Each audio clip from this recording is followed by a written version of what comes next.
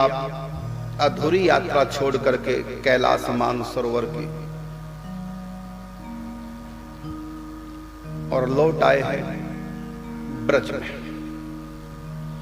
अब की बार आप तीसरी बार ब्रज में आए। ठाकुर जी ने पकड़ा नहीं आपको। वैसे अंदर से तो पकड़ के रखते हैं, लेकिन ब्रज ने अभी पकड़ा नहीं।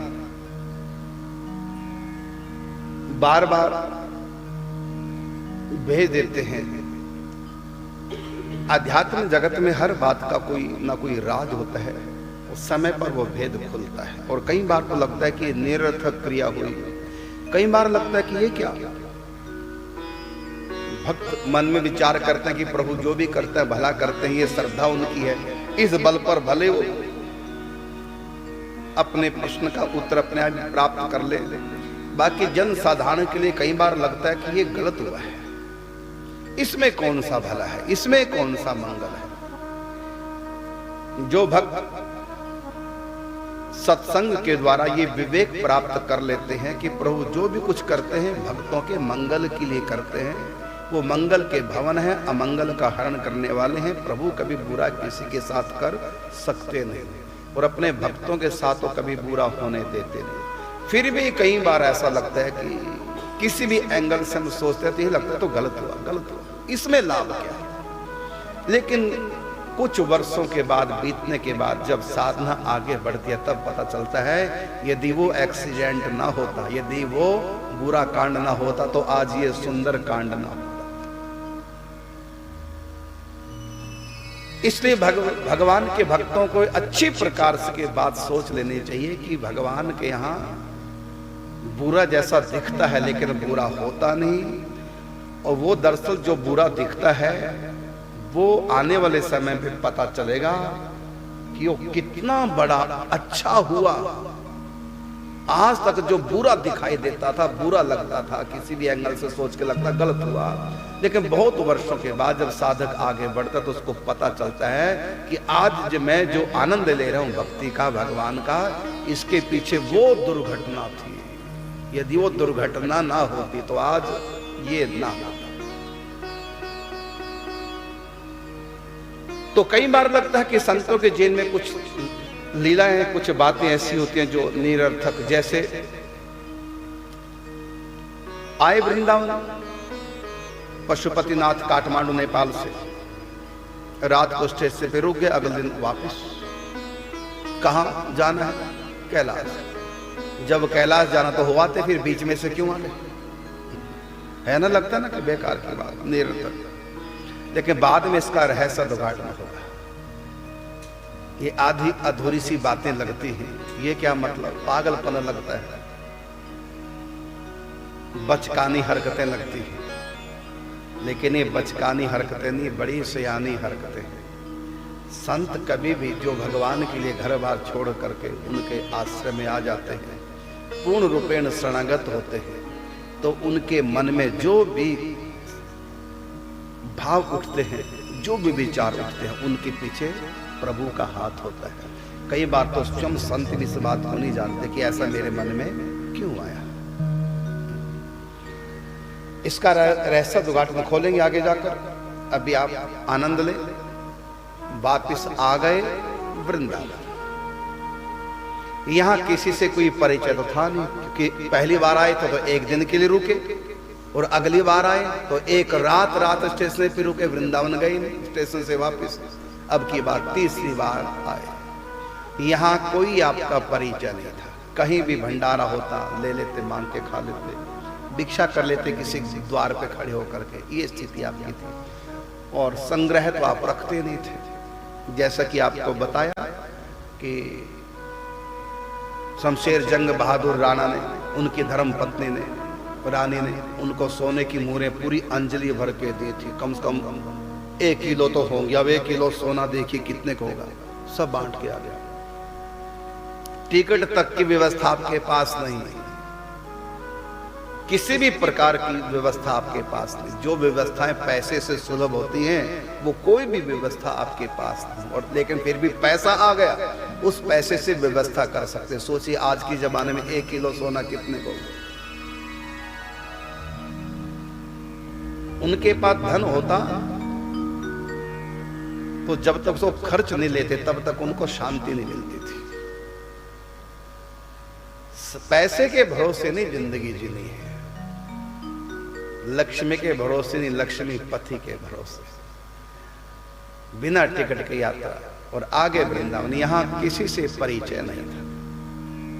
लेकिन ये वृंदावन है, जगह जगह रासलीला होती, आप रासलीला में जाते नहीं थे, दूर से चलते चलते देख लिया रास को तो सोचते थे ये कैसे ब्रजवासी लड़के लड़कियों को नचा रहे हैं एक साथ, युवा लड़के लड़कियां, क्योंकि उनको नहीं पता कि इसमें लड़कियां होती नहीं है, बच्चे ही, बालक ही सखियां बने होते, क्योंकि जानकारी नहीं थी, वृंदावन के माधुर्य रस को जानते नहीं थे।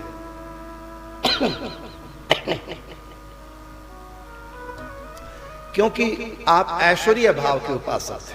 रामानुज संप्रदाय में भगवान नारायण की उपासना होती है, चतुर्भुज भगवान का स्वरूप है, ऐश्वर्य भाव है। ईश्वर श्री कृष्ण, नारायण ही कृष्ण है, कृष्ण ही नारायण, कोई भेद तो नहीं, लेकिन लीलागत तो भेद है। तो घर में जैसा माहौल था ऐश्वर्य रूप भगवान का, और वृंदावन में तो माधुर्य रूप है। तो इनको जमी नहीं थी रास की बात, इसलिए रास देखते थे, आगे से पंडाल से सीधे निकल जाते थे। ये तो लड़के लड़कियां को नचाते हैं, ये तो मर्यादा नहीं, क्योंकि विष्णु भगवान क्या तो मर्यादा चलती है ना, ऐश्वर्य में तो, माधुर्य में तो प्रेम है, यहाँ तो कोई मर्यादा ही नहीं। और फिर उनको ये बात पता ही नहीं थी कि ये लड़कियां नहीं हैं, ये ब्राह्मण बालक ब्रजवासियां छोटे छोटे, उनकी आवाज भी लड़कियों जैसी होती है, बच्चों की आवाज तो लड़का होता है, लड़की एक जैसी होती है। तो उनको ये भ्रम था कि लड़कियां हैं और साथ में लड़के हैं, नाच रहे हैं, ये क्या मतलब, अच्छा नहीं लगता तो जाते हैं। फिर कहीं भागवत कथा होती, वहां बैठ जाते, प्रसाद कहां पाते, कहीं भी भंडारा हो पा लिया, या किसने ऐसे पूछ लिया तो ले लिया, या किसी के द्वार पर जाकर खड़े होते, राधे श्याम मैया, माता रोटी लेके आती, पा लेते। सोते कहां थे, कभी केसी घाट पे, कभी जुगल घाट पे, जहां भी, कभी रंग जी के मंदिर पे, कभी किसी मंदिर के चबूतरे पे, कभी किसी दुकान के आगे, तो रात काटनी होती थी। यद्यपि वृंदावन में आश्रमों की कमी नहीं, चलो जो होटल धर्मशाला है वहां तो पैसे होता है, लेकिन आश्रम में तो रुक ही सकते थे।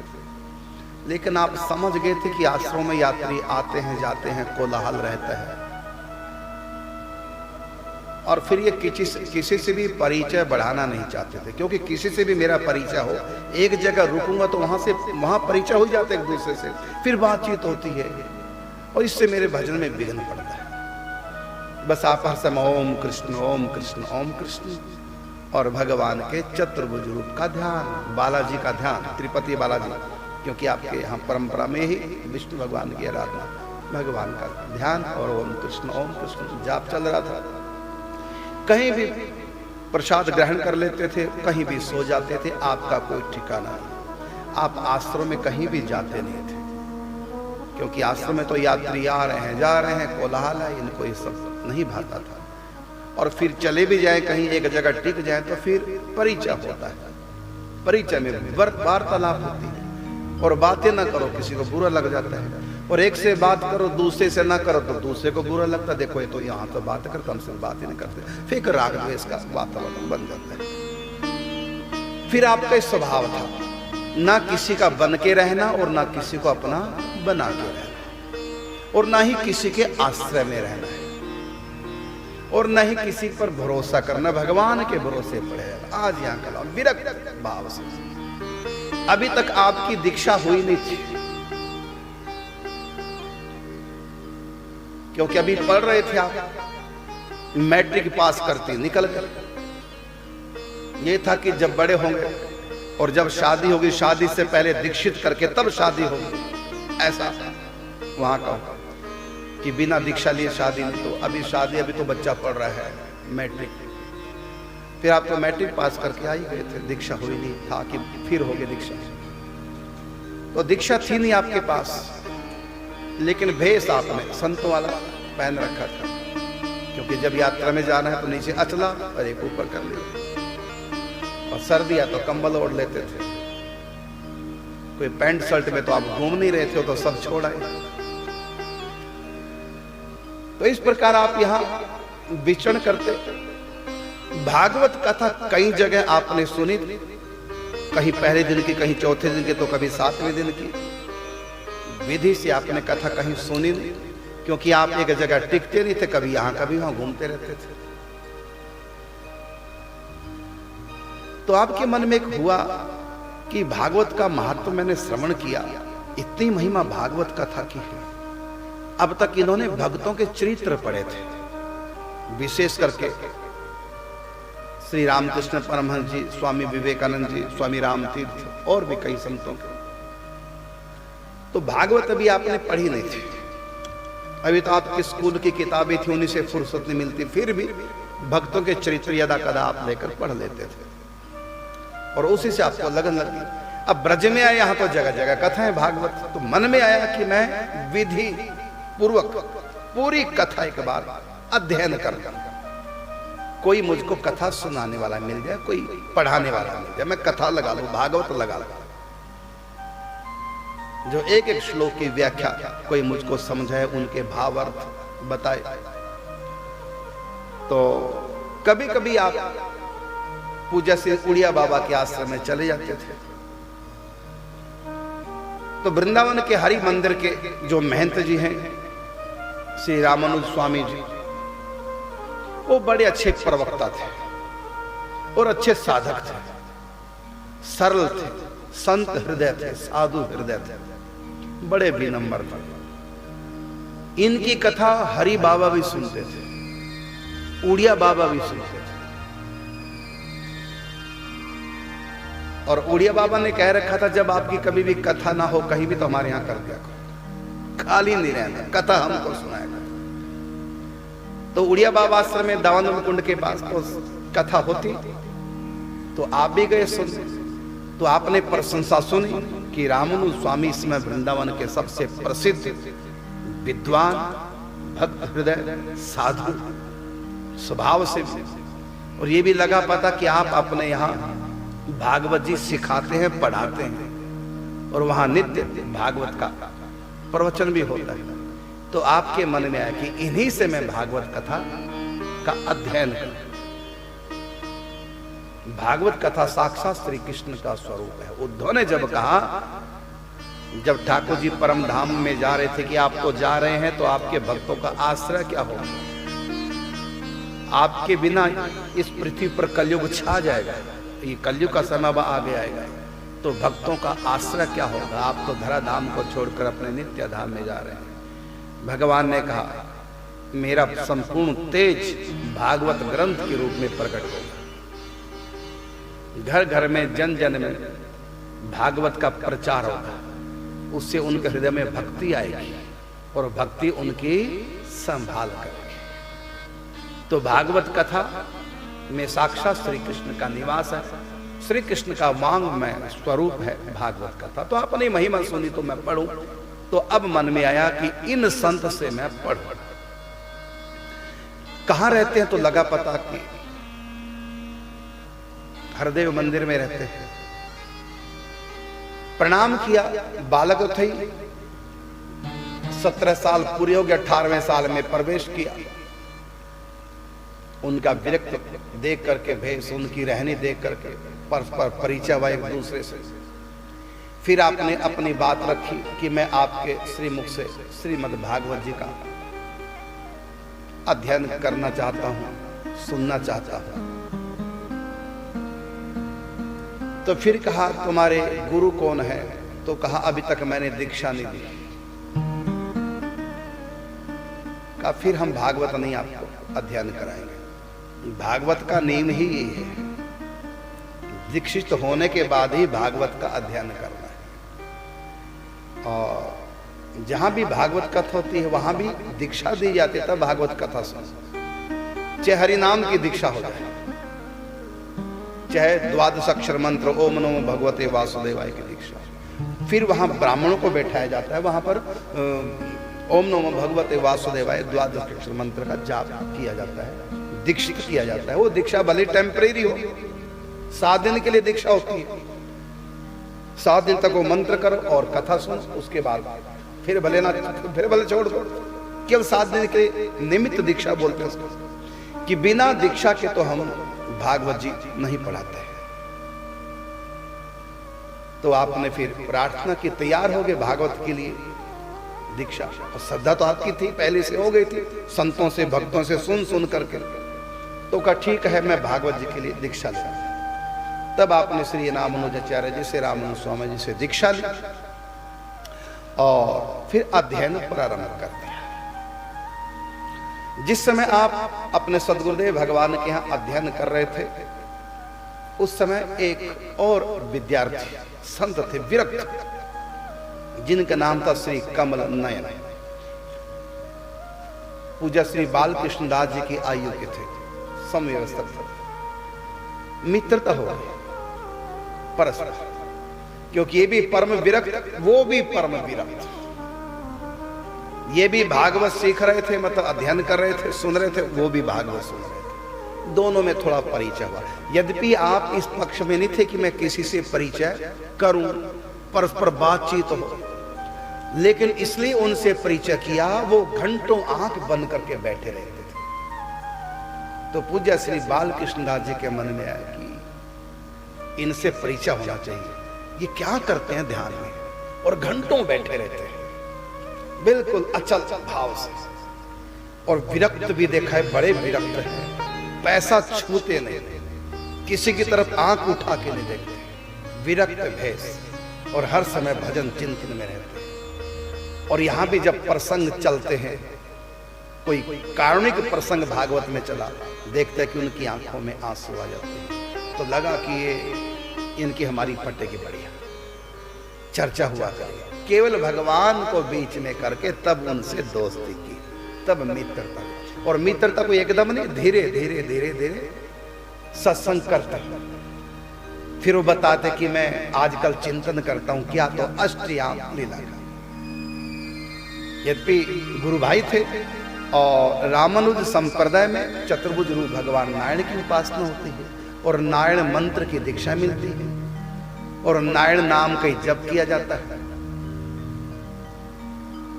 तो मंत्र तो ले लिया, मंत्र करते थे दोनों, लेकिन आप दोनों की रुचि थी श्री कृष्ण के प्रति, क्योंकि वृंदावन का अपना रंग दिखाता है। तो वृंदावन ने अपना रंग दिखाया, भले वो भगवान नारायण के उपासक थे गुरु परंपरा के अनुसार, संप्रदाय के अनुसार, लेकिन वृंदावन में रहते रहते वृंदावन का रंग चढ़ गया। और धीरे धीरे ये स्थिति पूज्य श्री बालकृष्ण दास जी की। दोनों पहले ऐश्वर्य भाव के उपासक थे, दोनों फिर कृष्ण भक्ति में आ गए। मंत्र भले नारायण नाम मिला था और नारायण दीक्षा, लेकिन गुरु आज्ञा से आपकी रुचि महामंत्र में, जब आपने चैतन्य चरितामृत पढ़ा, उसमें महामंत्र की महिमा, तो आप महामंत्र, अब ओम कृष्ण के स्थान पर आपको स्वयं नहीं पता चला कब वो महामंत्र आ गया। ओम कृष्ण जप कर सकते हैं, गुनगुना नहीं सकते, कीर्तन नहीं कर सकते, लेकिन महामंत्र को तो अनेक तर्जों में कीर्तन कर सकते हैं, गा सकते हैं, नई नई तर्जों में गा सकते हैं। तो उनको गाना पसंद आया, तो फिर पता नहीं कब ओम कृष्ण के स्थान पर आ गया हरे राम राम राम हरे हरे, हरे कृष्ण कृष्ण कृष्ण हरे हरे। और यही स्थिति हुई कमल नयन जी की। तो गुरु परंपरा के अनुसार विष्णु भगवान की आराधना मिली, लेकिन धीरे धीरे कृष्ण भक्ति का रंग चढ़ा, और अपने गुरु जी से आज्ञा ले ली कि मैं महामंत्र करना चाहता हूं। का बेटा करो, प्रभु के सब उन्हीं के नाम है, लेकिन गुरु मंत्र वही करो जो दिया है भगवान नारायण का। अब सुबह शाम बैठ के गुरु मंत्र कर लेते, और दिन भर हरे राम राम राम हरे हरे, हरे कृष्ण कृष्ण कृष्ण हरे, और नाम जप, गुरु मंत्र। और प्रारंभ में चतुर्भुज रूप भगवान का ध्यान करते थे अपनी परंपरा के अनुसार।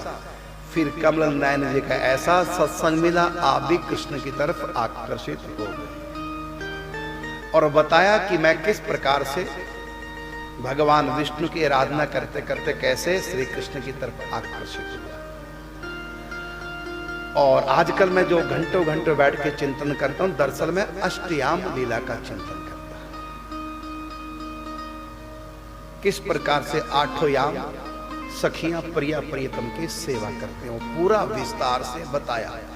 और उसी रीति से आप भी अष्टयाम अष्टकालीन लीला का चिंतन करने लगे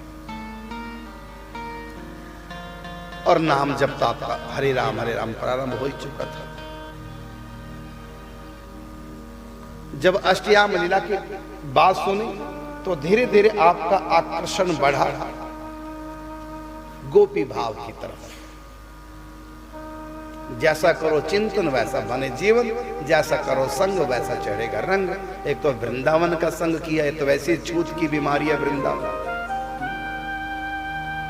कोरोना से भी ज्यादा।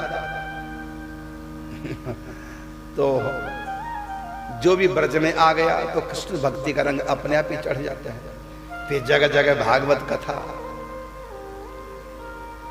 तो अष्टयाम लीला आप भी चिंतन करने लगे, अपने गुरु भाई से सीख लिया और अष्टकालीन लीला का चिंतन करने लगे। एक बार कमल नयन जी ने कहा पूज्य श्री बालकृष्ण दास जी से कि गुरु भाई अमुक जगह लीला हो रही है, मैं आज दर्शन करने गया था बिहार जी के, तो लीला के दर्शन किए, बड़ा सुख मिला, चलो लीला। अब जाना तो नहीं चाहते थे लेकिन फिर भी चलो, मित्र ने कहा है चले गए। लीला में आनंद नहीं आया। अब बताओ गजब।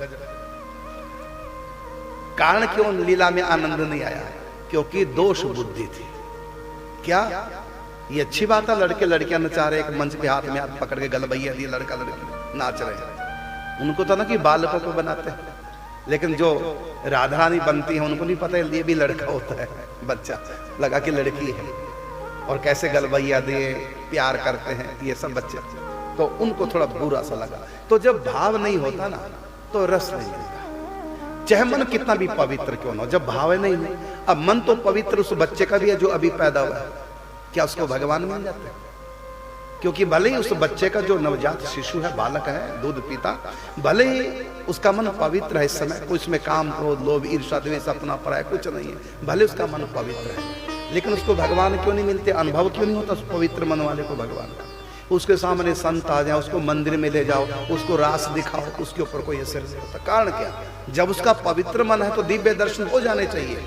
तो बालक को दिव्य दर्शन इसलिए नहीं होते कि भले उसका मन पवित्र है लेकिन उसके मन में भक्ति नहीं है, उसके मन में भावना नहीं, क्योंकि अबोध शिशु है और भाव के बिना भगवान हाथ लगते नहीं। तो रासलीला के प्रति भाव नहीं था, दोष बुद्धि थी, भले मन कितना भी पवित्र था, रास में आनंद नहीं आया।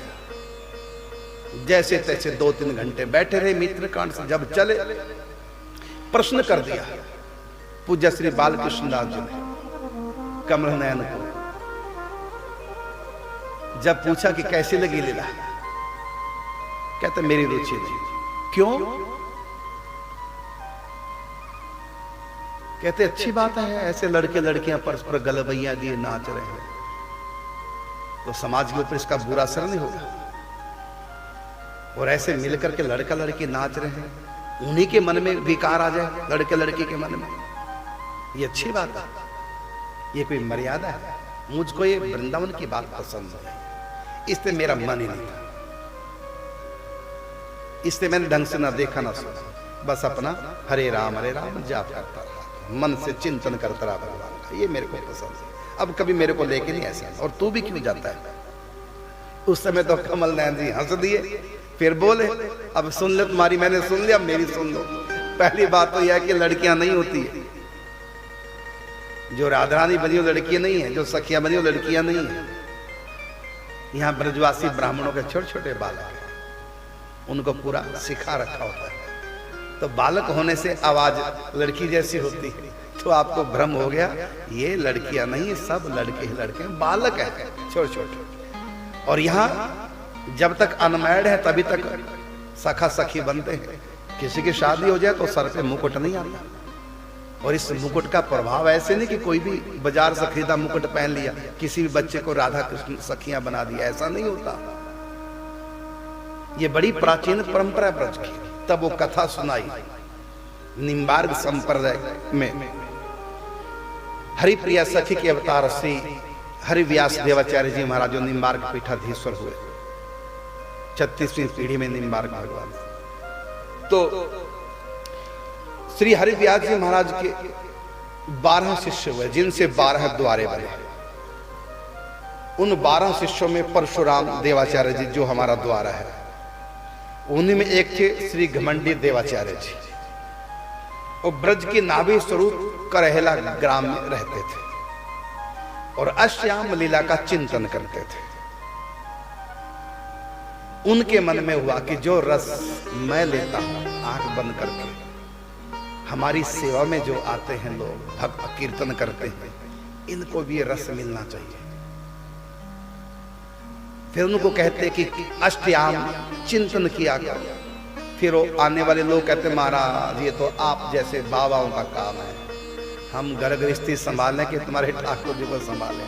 हम आपके पास आ जाते हैं सुबह शाम दर्शन करने, संध्या के समय कीर्तन हो जाता है, बस यही हमारी भक्ति है। बाकी हम बाल बच्चेदार हैं, खेती बाड़ी करने वाले हैं, और ये चिंतन हमारे बस का नहीं। श्री घमंडी देवाचार्य जी के मन में भाव आया कि ये भी महिमा नहीं जानते, इतना सत्संग सुनकर भी सोचते चिंतन हम नहीं कर सकते, हमारे बस का नहीं। कोई कहता मन चंचल है, लेकिन संत के भीतर करुणा जगी। ये चिंतन कर नहीं पाते, अभ्यास नहीं या करना नहीं चाहती है, इतने ऊंचे संस्कार नहीं, लेकिन फिर भी है तो ब्रजवासी, ब्रज में जन्म हुआ, साधारण तो हो नहीं सकते। तो ये इनको कैसे लीला का चिंतन करें। फिर बताते कहते महाराज आपको तो भगवान के दर्शन हो गए हैं, आप तो बढ़िया चिंतन कर लेते हैं, क्योंकि आपने देखा है भगवान को, सखियों को, ठाकुर जी को। हमने तो देखा ही नहीं, हम कैसे चिंतन करें, कैसे बने।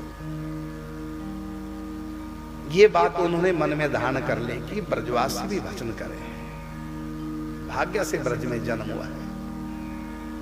और ठाकुर जी के पास आते रहते थे, कभी श्री जी ठाकुर जी, कभी श्री जी ठाकुर जी के साथ, कभी श्री जी सखियों के साथ। और हमारे निम्बार्क संप्रदाय में निकुंज की उपासना होती है सखी भाव की, तो आप सखी भाव से अपना चिंतन कर आनंद लेते। एक दिन इनके सन्मुख श्री राधा माधव निकुंज बिहारी युगल सरकार प्रकट हुए और उनके चित्त की बात को जान लिया ठाकुर जी ने। संत तो बड़े कारुणिक होते हैं, उनके तो मन में होता कि सब भजन करें, सब अपना उद्धार करें। और संतों के मन में बात आती है, जब हम इंसान हैं, ये भी इंसान है, हमारे पास जीव है, इनके पास भी जीव है, हमारे पास नाम की महिमा है सुनी, तो इन लोगों को भी हम सुनाते हैं, फिर ये भजन क्यों नहीं करते। जीव भी है, नाम की महिमा भी जानते हैं, इनके पास नाम भी है, समय भी है, बातें मारते रहेंगे, इधर उधर की हाँकते रहेंगे, भजन नहीं करते। संतों को बड़ा कष्ट होता है। लेकिन जो संतों की सेवा करते हैं, संतों के प्रति भाव रखते हैं, दोष बुद्धि नहीं रखते, अनुसूया दृष्टि रखते हैं, तो उनके प्रति तो फिर संत संकल्प कर लेते हैं। जो शरणागत होते हैं, संतों के पास तो बहुत तरह के लोग आते हैं, कुछ तो तमाशबीन आते हैं और कुछ अपने काम के लिए आते हैं स्वार्थ में, कुछ लोग भेड़ चाल से आते हैं, कुछ लोग हल्की फुल्की श्रद्धा वाले आते हैं, चलो थोड़ा बहुत तो भजन करना चाहिए, लेकिन फेंट कसली भगवान को पाना है, ऐसा तो कोई बिरला होता है। और संत को पता चल जाता कि ये अब हर प्रकार से मेरे अधीन है, मेरे मन की रुचि के अनुसार सारा जीवन बना लिया है। तो ऐसा कोई साधक जब कोई बिरला होता है, तो उसके प्रति संत के मन में करुणा जगती है कि इसको तो मैं अपनी भक्ति का कुछ हिस्सा दे करके और इसको भक्ति में लगा। यही करुणा जगी कि प्रतिदिन आते हैं, मुझको भिक्षा करने के लिए भी मना करते हैं, आपके पास यही भोजन आ जाएगा, गर्मी में पंखा करते, भावना संत के प्रति पूरी, संत सेवा में निष्ठा पूरी, संतों के वस्त्र धोते, संतों पे हवा करते, भोजन लाते, मंदिर में झाड़ू बुहारी करते, संतों के कपड़े धोते, सेवा ब्रजवासी पूरी कर रहे हैं। लेकिन जब श्री घमंडी देवाचार्य जी कहते हैं कि भजन करो, कहते हैं महाराज कीर्तन में आते तो हैं रोज, कहते हैं हर समय करो, चिंतन में डूबो। अब इतना ऊंचा उनका भाव नहीं हो। तब इनको थोड़ा सा हुआ कि मेरी इतनी सेवा करते हैं और मेरे स्थान पर जो भी संत आते हैं उनकी सेवा के लिए मैं बताता नहीं, तब भी पता कर लेते हैं कि आज आश्रम में कितने महात्मा हैं, कितने बाहर से आए, उतना भोजन बना के ब्रजवासी अपने अपने यहां से ले आते हैं। तो सेवा इतनी कर रहे हैं, अनुराग इतना है, ये चिंतन नहीं करते। और क्या कि महाराज होता नहीं, मन चंचल है। तो जब आज प्रिया प्रीतम सामने आए श्री घमंडी देवाचार्य जी के, तो घमंडी देवाचार्य से कहा कि आज बड़े गंभीर मुद्रा में बैठे हो, क्या बात? कहते हैं आपने हमारा स्वभाव ही ऐसा बना रखा है, इन ब्रजवासियों को देख करके मन में करुणा उमड़ती है कि आपका भजन क्यों नहीं करते। भगवान ने कभी पूछा नहीं क्यों नहीं करते, का पूछा है। वो कहते हैं कि आप तो संत हैं, कर लेंगे भजन, आपने तो भगवान को देखा है, आप तो कर लेंगे चिंतन, अब हम कैसे करें? तो ये उत्तर देते हैं। भगवान ने कहा फिर करा देंगे सबको दर्शन, करा दो सबको दर्शन। कहते प्रभु आप तैयार हैं? हाँ हम तैयार हैं, सभी को, हाँ सबको। कुछ लोग हमारा विरोध भी करते हैं यहां पर, कहता हाँ उनको भी, सबको हम दर्शन देने को तैयार। श्री घमंडी देवाचार्य जी हैरान हो गए, ऐसा कभी सुना नहीं हमने। चलो मेरी चिंता दूर हो गई। मैं जो करुणा के कारण से दुखी होता था, ये चिंतन क्यों नहीं करते? क्योंकि हमारे निम्बार्क संप्रदाय में, जितने हमारे यहाँ 4 संप्रदाय जो मुख्य शास्त्रों में जो लिखा हुआ है, अनादि संप्रदाय, तो चारों संप्रदायों में भगवान ने एक एक चीज की मुख्यता दे रखी है। उदाहरण के रूप में गौड़िया संप्रदाय में कीर्तन की मुख्यता है, रामानंद संप्रदाय में संत सेवा की मुख्यता है, और पुष्टि मार्ग में रुद्र संप्रदाय, उसमें पूजा की सेवा की मुख्यता है, ठाकुर जी की सेवा की मुख्यता है, खूब लाड़ डालते हैं विग्रह से। और जो श्री संप्रदाय है, रामानंद संप्रदाय, श्री संप्रदाय, दोनों एक ही संप्रदाय अंतर्गत आते हैं, शाखाएं 2 हैं, सिद्धांत दोनों का एक है। तो वहां पूजा की प्रधानता है, और निम्बार्क संप्रदाय में चिंतन की प्रधानता है, मानसिक सेवा। यद्यपि चारों संप्रदायों में चारों चीजें हैं, लेकिन मुख्यता एक की है। तो निम्बार्क संप्रदाय में मुख्यता है चिंतन की। तो निम्बार्क संप्रदाय के संतों को होता कि सब लोग चिंतन में डूबे, कितना रस आता, कितना ना। गौड़िया संप्रदाय वाले कहते हैं सब कीर्तन करें, कितना आनंद है कीर्तन में। और रामानंद संप्रदाय वाले कहते हैं सब संत सेवा करें, संत सेवा से भगवान प्रसन्न हो जाते हैं, कुछ और करने की आवश्यकता नहीं। और पुष्टि मार्ग वाले कहते हैं घर में लाल जी की सेवा पधराओ, और बड़े लाड प्यार से बाल रूप में सेवा करो ठाकुर जी, उसी से भगवान प्रसन्न होते हैं। श्री संप्रदाय वाले कहते हैं षोडशोपचार पूजन करो ऐश्वर्य भाव से, इससे भगवान प्रसन्न होते हैं। तो यद्यपि सारे संप्रदायों में सारी की सारी बातें होती है, लेकिन मुख्यता एक की। तो निम्बार्क संप्रदाय में मुख्यता है चिंतन की। अब डुबोना चाहते हैं चिंतन, और सब उन्होंने चिंतन कर करके भगवान को पा लिया। तो जब भगवान ने कहा मैं सबको मिलने को तैयार हूं, तो बड़े प्रसन्न हुए। प्रभु उनके पास दिव्य दृष्टि आप देने को तैयार। अरे दिव्य दृष्टि की जरूरत नहीं, मेरा जो दिव्य रूप है दिव्य दृष्टि से गोचर होता है, लेकिन मैं साधारण शरीर धारण कर लूंगा, 5 भौतिक शरीर धारण कर लूंगा, तो उनको दिव्य दृष्टि देने की आवश्यकता नहीं। वो इसी चर्म चक्षुओं से मेरे दर्शन कर लेंगे, मेरी लीला के दर्शन कर लेंगे। भौतिक देह धारण करेंगे, इसका क्या अर्थ है? भगवान ने कहा अभी देखो 2 छोटे छोटे बालकों को बुला के ले आए। एक बालक का नाम कमल नयन, एक बालक का नाम तुलसी। और ठाकुर जी ने अपना मुकुट दिया श्री घमंडी देवाचार्य जी को, राधा ने अपनी चंद्रिका का स्पर्श करके चंद्रिका दी और कहा कि ये मुकुट जाके बाहर बच्चे के सिर पे धारण कर दो, उनके पीले वस्त्र पहना दो, फूलों की माला पहना दो और ये मुकुट उनके सिर पे धारण करा दो। और ये चंद्रिका दूसरे बालक के सर पर उनको लहंगा चुनरी पहना करके, दोनों लड़के हो, पुरुष हो मतलब। तो चंद्रिका जब शीश पे धारण करेगा तो उसमें राधा रानी का आवेश आएगा और जब मुकुट धारण करेंगे तो उसमें मेरा आवेश आएगा। फिर जो जो भी लीला होंगी वो हम दोनों की होंगी। और प्रभु सखियां, अभी तो तुम दोनों को करो, बाद में सखियां भी बना लो, उनके लिए मुकुट आवश्यकता नहीं। मुकुट चंद्रिका जब दो बालकों के सिर पर धारण करोगे हमारा उनमें प्रवेश होगा और जो भी तुम सखियां 8 सखियां बनाओगे उनमें भी सखियों का प्रवेश हो जाएगा, उनको मुकुट की आवश्यकता नहीं। अब ठाकुर जी ने अपना मुकुट दिया और उस बालक के सिर पर धारण करा दिया। कमल नयन नाम का बालक और जो तुलसी नाम का बालक था उस पर चंद्रिका धारण करा दिया। और जो ही उनके शीश पर मुकुट चंद्रिका धारण कराई, श्रृंगार करा दिया था, बाद में सबसे बाद में मुकुट चंद्रिका धारण कराई। उस समय बालक ऐसे मंद मंद मुस्कुराते हुए श्री घमंडी देवाचार्य जी की तरफ देखने लगे, मुस्कुराने लगे और बंसी होठों पे रख ली और गलबैया दिए श्री जी की, खड़े हो गए और बाबा से कहा, बाबा कछु पद गाओ। बाबा ने पद गायन शुरू किया और श्री जी ठाकुर जी थिरक थिरक के नृत्य करने लगे।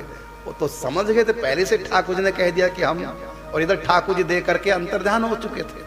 अब ये दोनों बालक रास करे, वहीं कंकन कुंड है पास में, कंकन कुंड के किनारे कभी श्री जी रूठ के बैठ जाए, कंकन कुंड किनारे ठाकुर जी मनाने जाते हैं, चरण छूते हैं, कभी फूल तोड़ करके बगीचे से श्री जी को हार पहनाते हैं, कभी नाच नाच के श्री जी को ले जाते हैं। पहले से कोई ट्रेनिंग नहीं कराई थी, लीला अपने आप ही चल रही है। कभी श्रृंगार लीला तो कभी मान लीला, कभी दान लीला, कभी नृत्य का कंपटीशन, कभी बाबा से कहते हैं बाबा पद गाओ, और कभी राधा रानी गाने लग जाती, कभी ठाकुर जी गाते हैं तो राधा रानी नृत्य करती है।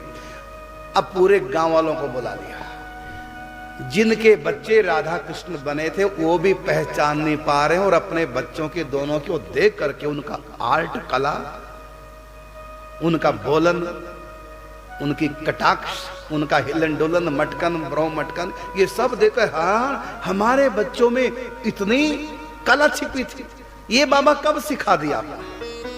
कहते हैं तो सारी दुनिया को सिखाने वाले हैं, इनको अपना बालक मत समझो, इनके भीतर भगवान का आवेश है। और जो ही मुकुट हटाओगे तब देखना सिंपल हो जाएगा, इनके अंदर भगवान का आवेश है। पूरा गांव उमड़ पड़ा कि फलाने के बालक तुलसी में, कमल नयन में राधा कृष्ण भीतर प्रवेश कर गए, खेल कर रहे हैं, तो पूरा रास सज गया। आज भी उस स्थान को रास मंडल के नाम से प्रसिद्ध है। आप करेला गांव में जाओ, वहां किसी से भी पूछो रास मंडल, कोई भी बता दे। यहीं पर सबसे पहले रास प्रकट हुई थी, स्वरूपों में जो रास बिहारी बनते हैं, वो ठाकुर जी का नाम रख दिया रास बिहारी, श्री जी का नाम रख दिया रास बिहारिन। आज भी जो ठाकुर जी बनते, आज भी उनको रास बिहारी कहते हैं सब, ठाकुर जी को, ये हमारे रास बिहारी। हर मंडली में ठाकुर जी का नाम हो गया रास बिहारी। तो ये प्रथम लीला वहां हुई।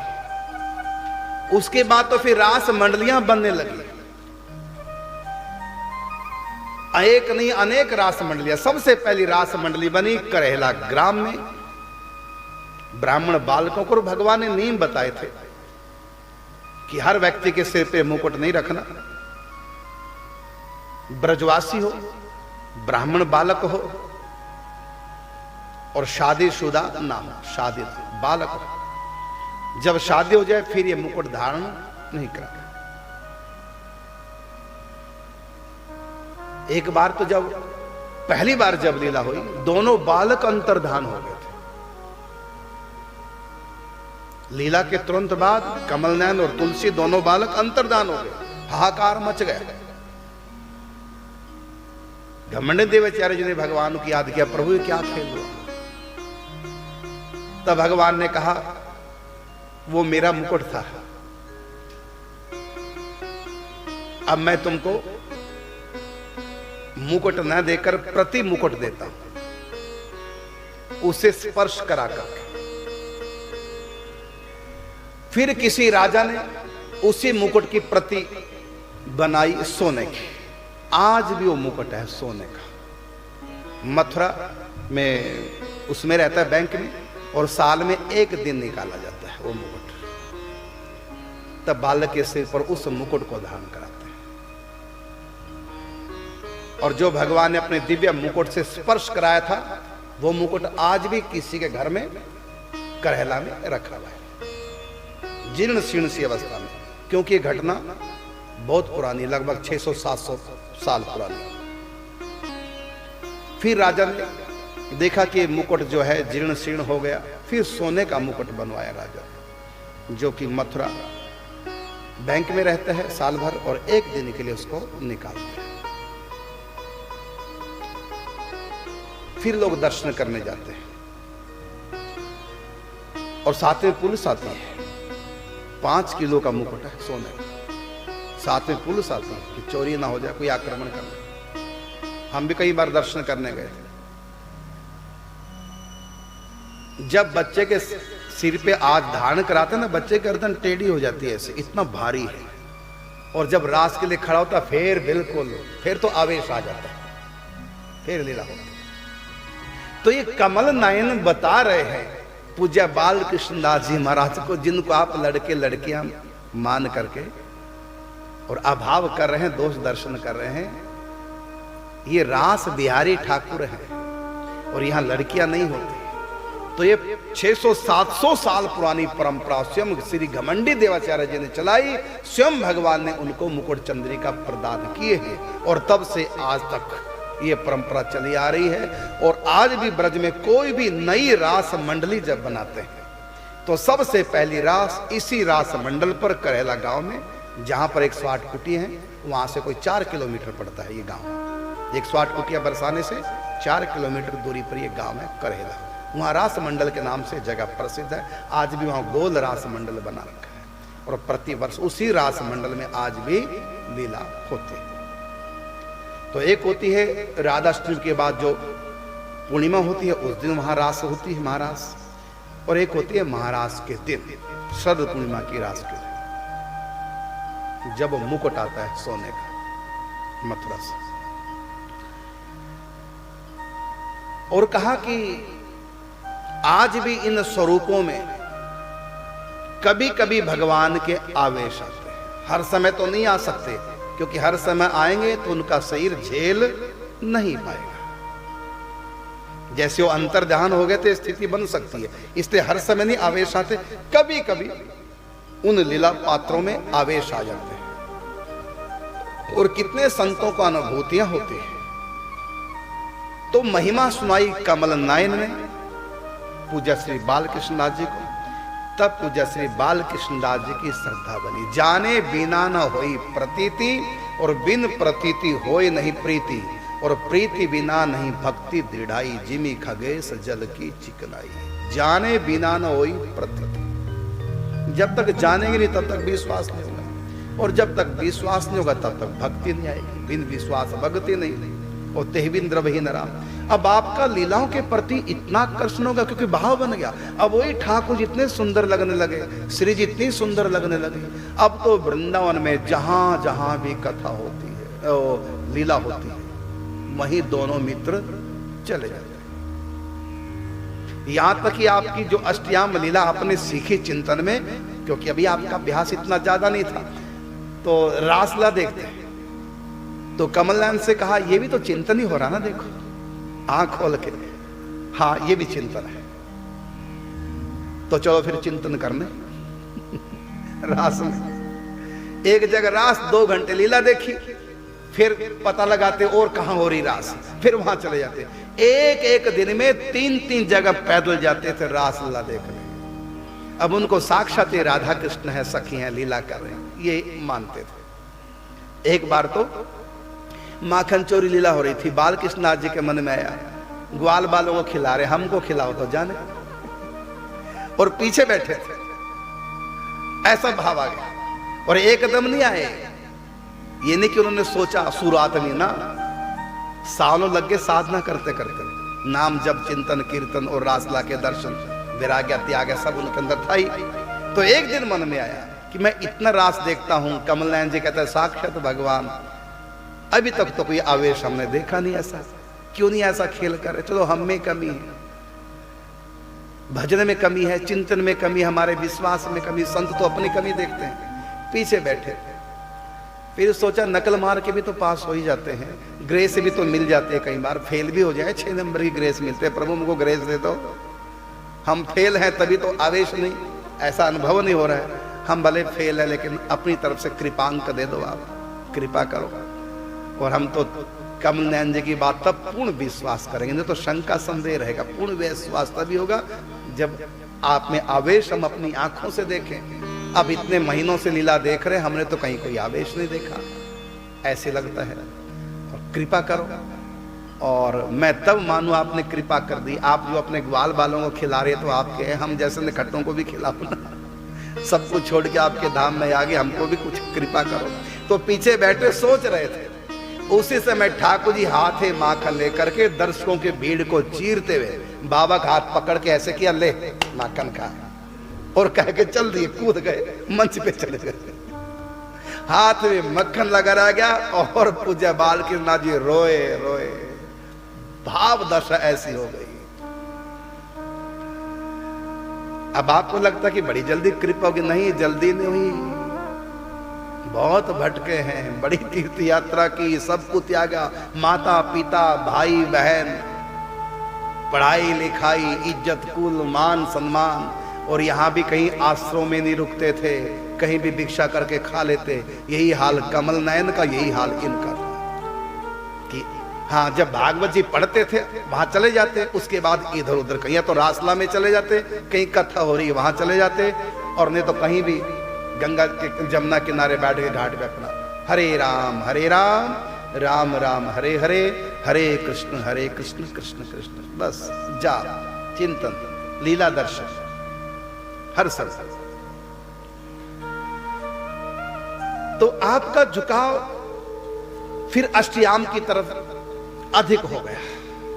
लीला दर्शन करते करते वो ये अनुभव किया, लीला दर्शन करते करते, जप करते करते, फिर आपका झुकाव अष्टयाम लीला की तरफ हो गया। आपने अष्टयाम चिंतन की महिमा सुनी। और प्रारंभ में तो आप वहीं रहते थे आश्रम में गुरु जी के पास, लेकिन वहां का लोगों में आना जाना, यात्री, एकांतिक चिंतन के लिए तो एकांत चाहिए, भजन के लिए तो एकांत चाहिए। वहां देखा कि हमारे अनुकूल नहीं। अपने मित्र से सलाह की कमल नयन से, कमल नयन ने कहा कि बात तो ठीक है, ये चिंतन के अनुकूल नहीं। यहां जो है, यहाँ कीर्तन तो हो सकता है, कथा का भी आनंद है, कीर्तन का भी आनंद है, रास लीला का भी आनंद है, लेकिन चिंतन का आनंद यहां नहीं ले पाएंगे। चलो इस स्थान को छोड़ दे। दोनों ने गुरु से आज्ञा ले ली। गुरु जी चिंतन में विघ्न होता है, कभी कोई यात्री आ रहे, कभी कोई आ रहे हैं, आश्रम में हल्ला गुल्ला, तो आप आशीर्वाद दो, एकांत जा। कहां जाओगे? रहेंगे तो वृंदावन, देखेंगे जैसे भी है, एकांत में कहीं। फिर कहा रंग जी का बगीचा है, एकांत है। हाँ बेटा ठीक है। दोनों ने अपने गुरुओं की आज्ञा ले ली, अपना गुरु स्थान छोड़ दिया। और ऐसे लीला चिंतन में दोनों खोए। भागवत कथा का अध्ययन कर रहे थे, अब समय पे कथा में भी अध्ययन पे जाना है, लेकिन आप लीला चिंतन में ऐसे खोए होते तो आपको कथा में जो अध्ययन करते थे वो भी लगने लगा कि मेरे भजन में चिंतन में विघ्न है। अंत में तो भागवत कथा भी छोड़ दी, जो अध्ययन कर रहे थे, सीख रहे थे, और छोड़ दिया। और गुरु जी से कह दिया, गुरु जी अब तो आपने जो कथा सुनाई समझाई उसका फल ले रहे हैं।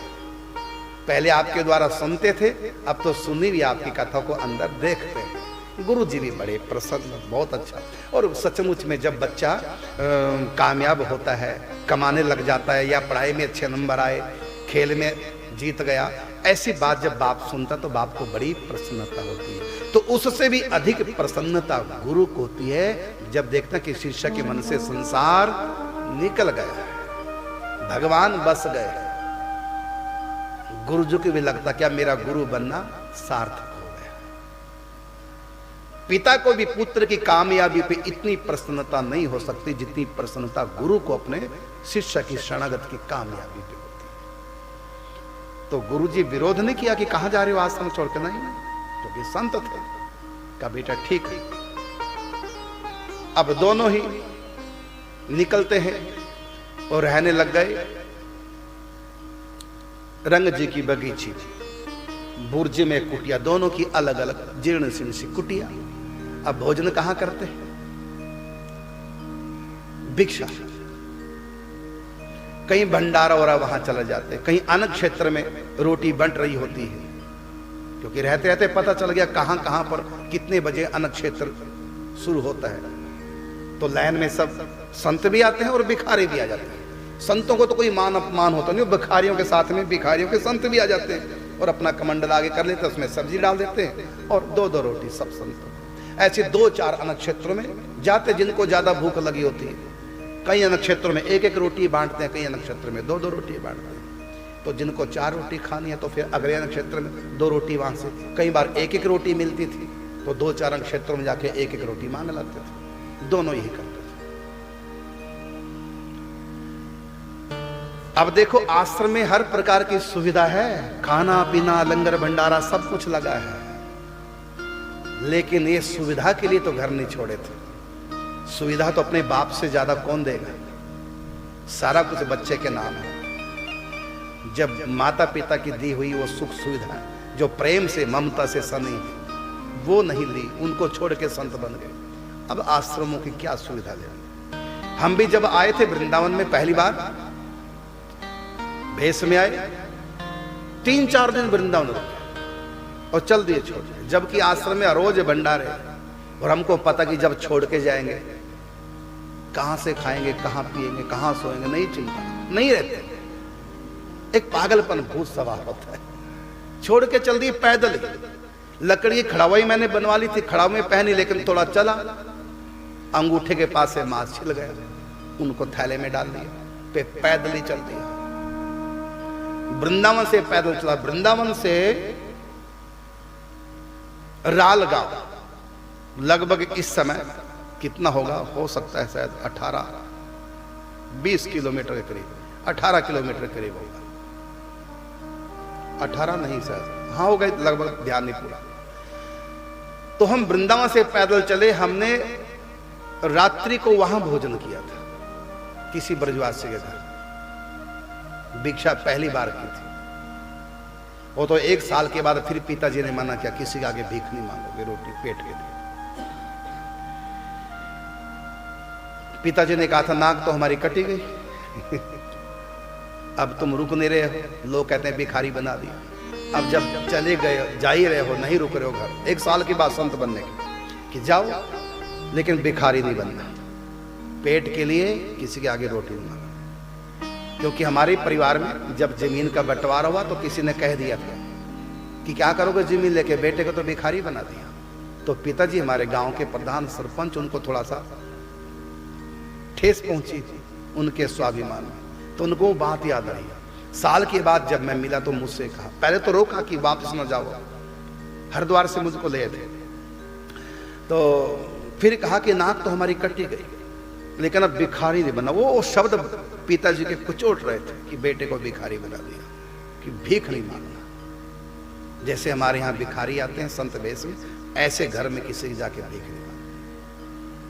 यदि मांगनी है तो केवल मुझसे मांगोगे, किसी और से व्यवस्था यहां से हो जाएगी, लेकिन किसी के आगे भीख नहीं मांगना। मुझको पता ना चल जाए कि तुमने किसी के आगे भीख मांगी। हम संकल्प करके निकल गए। आज तक हमने पेट की उसके बाद भीख मांगी नहीं, और ऐसा संयोग बनते चले गए, ठाकुर जी व्यवस्था करते चले गए। रमेश बाबा के यहाँ हम रहे 3 साल। वहां जितने भी संत रहते हैं, चिपसोली, मानपुर, डबारा आदि गांव में सब संत टूक मांगने जाते, भिक्षा करने जाते, लेकिन हमारे पिताजी की आज्ञा नहीं। और हमने पूज्य श्री रमेश बाबा अब भी है, उनको हमने बताया नहीं था कि हम भिक्षा नहीं मांग सकते, पिताजी की आज्ञा नहीं, हमने बताया नहीं। जब कहते कि तुम भिक्षा नहीं जाओगे, बस हम कुछ नहीं बोलते।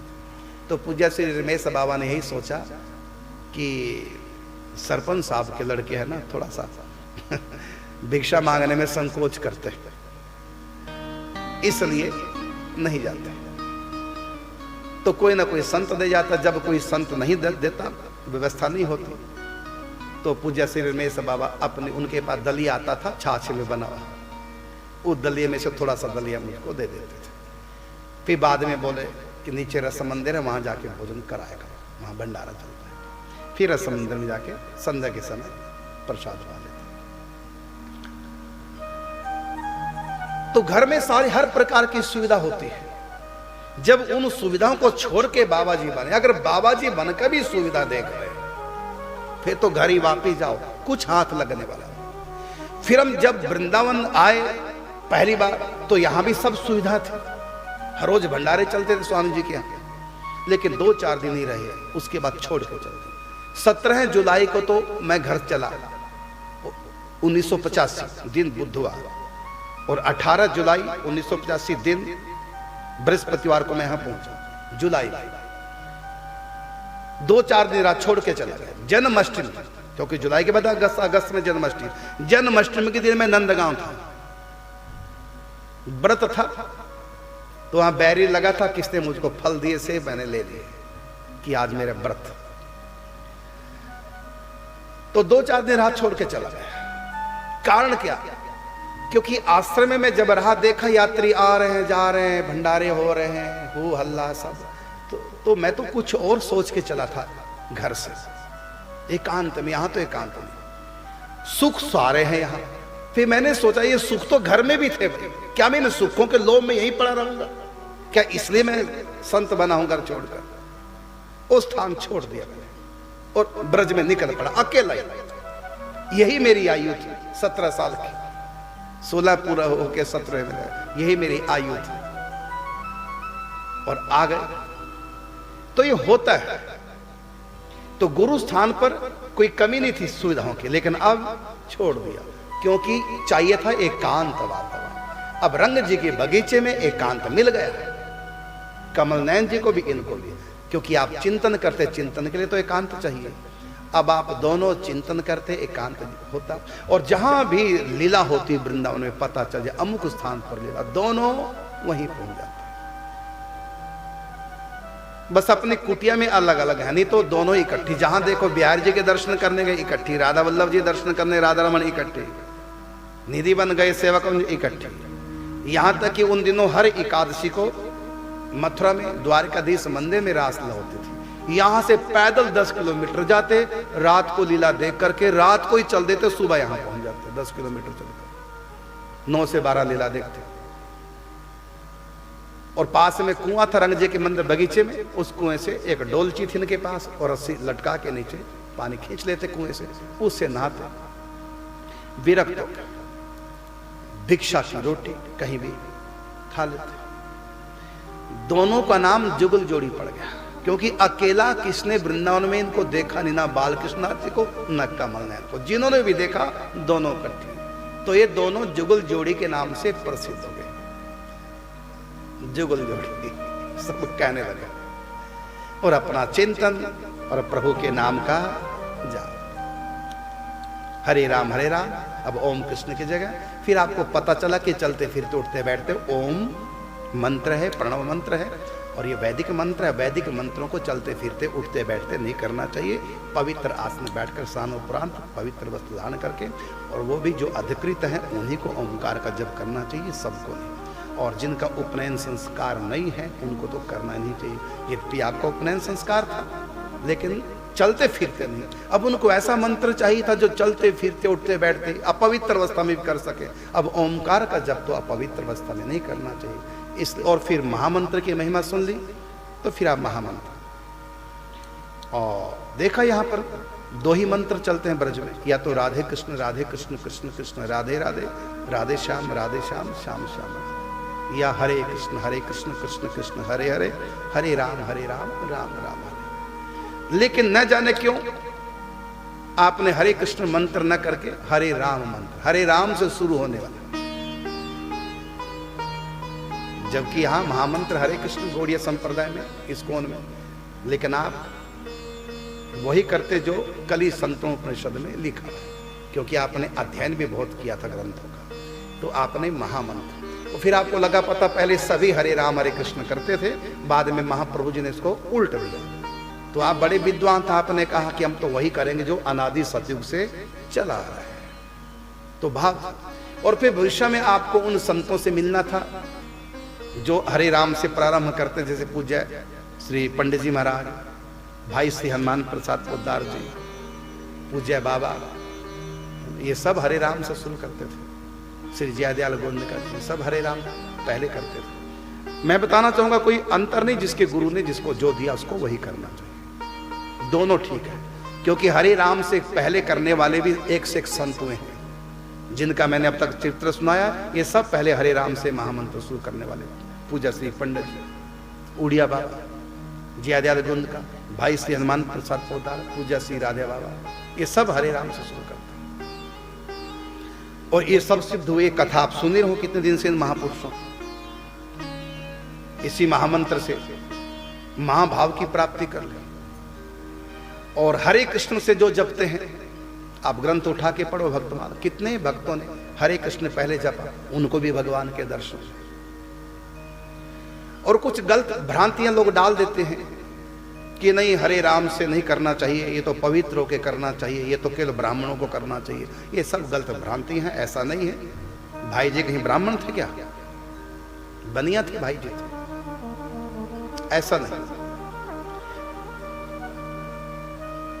तो सभी को भगवान के दर्शन हुए, जिन्होंने हरे राम से जपा और जिन्होंने हरे कृष्ण, दोनों को भगवान के दर्शन हुए। और दोनों परंपरा हमारे सनातन धर्म की, दोनों में एक से एक सिद्ध महापुरुष, इसलिए कोई अंतर नहीं। और मैं कहना भी चाहूंगा, जो लोग ऐसा बोलते हैं कि हरे राम महामंत्र सबको नहीं करना चाहिए, ये तो पवित्र होकर करना चाहिए, भाई ऐसा भ्रम सनातन धर्म में मत फैलाओ, आप लोग अपराधी कहलाएंगे यदि ऐसा भ्रम फैलाएंगे। महामंत्र चलते फिरते हरे राम महामंत्र कोई भी कर सकता है, और जहां पर यह मंत्र लिखा हुआ है कली संतोपनिषद में, वहां ब्रह्मा जी से मंत्र का उपदेश नारद जी को करते बताते हैं। इसकी कोई विधि नहीं है। जब पूछा ना इसकी विधि क्या है, कोई विधि नहीं।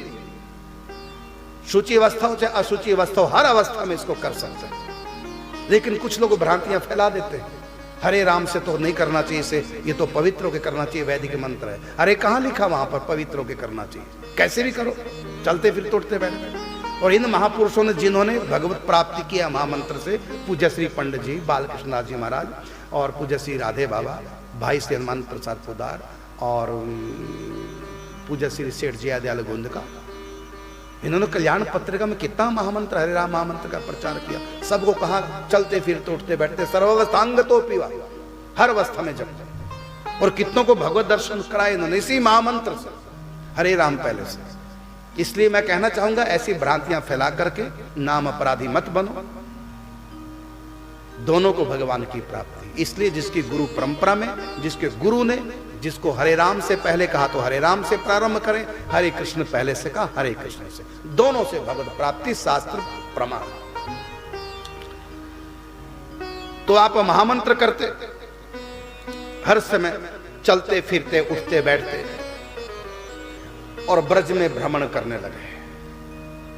और कई बार तो कुटिया छोड़ देते थे, छोड़ के कहां चले गए, कभी कहीं कभी कहीं, कभी बरसाना तो कभी नंदगांव, कभी गिरिराज गोवर्धन तो कभी मथुरा, घूमने निकल जाते, फिर वापिस आ जाते। इसी प्रकार कमल नयन जी कहीं भी चले जाते ब्रज में भजन करने, कुछ समय के बाद फिर आते। और कई बार तो ये जुगल जोड़ी अचानक मिल जाती रास्ते में, फिर वृंदावन आते,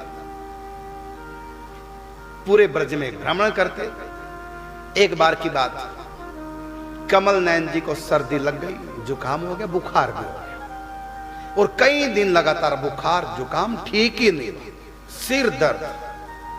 और ये दोनों पैसे नहीं रखते थे, कहीं भी भंडारे में भोजन करते, अन्न क्षेत्र में जाते भिक्षा लेने, कई बार पैसे देते दक्षिणा के मतलब, ये लेते नहीं थे, रखते ही नहीं थे, दोनों ही विरक्त थे, देने पर भी नहीं लेते। अब 3 दिन से बुखार, औषधि की कोई व्यवस्था नहीं, पैसा पास नहीं। अब मन में आया कि और तो कुछ मैं कर नहीं पाता, तुलसी काली मिर्च का काढ़ा तो दे ही सकता, अपने मित्र के लिए। अब तुलसी तो आ जाएगी बगीचे से, ये काली मिर्च कहां से आएगी, साथ में मिश्री कहां से आएगी चाय बनाने के लिए।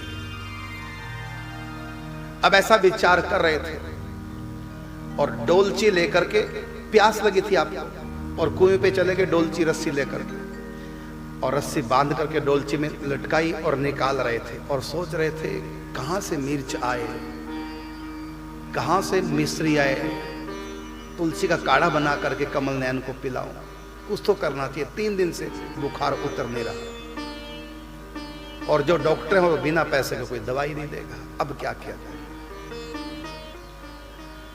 जो ही डोलची निकाली रस्सी बाहर कुएं से, उसी समय एक साधु आ गए, मैले कुचैले कपड़े, बालों की जटें बनी, लगता था कितने दिन से स्नान भी नहीं किए, पांव में बेवाइयां फटी हुई, मैल चढ़ी है, गंदे संदे, कपड़े भी एकदम फटे पुराने काले हो रहे थे। साधु आए और बोले बालकृष्ण नाथ जी महाराज से, मुझको जल पिलाओगे, प्यास लगी। अब तुरंत सोचा, रे राम राम, कितने दिन से नहाए नहीं, इसको इस डोलची से पानी पिलाऊंगा, ये भी मेरी अपवित्र हो जाएगी। ऐसा मन में थोड़ा सा ख्याल आ गया, क्योंकि आप सोचाचार का बड़ा ध्यान रखते थे।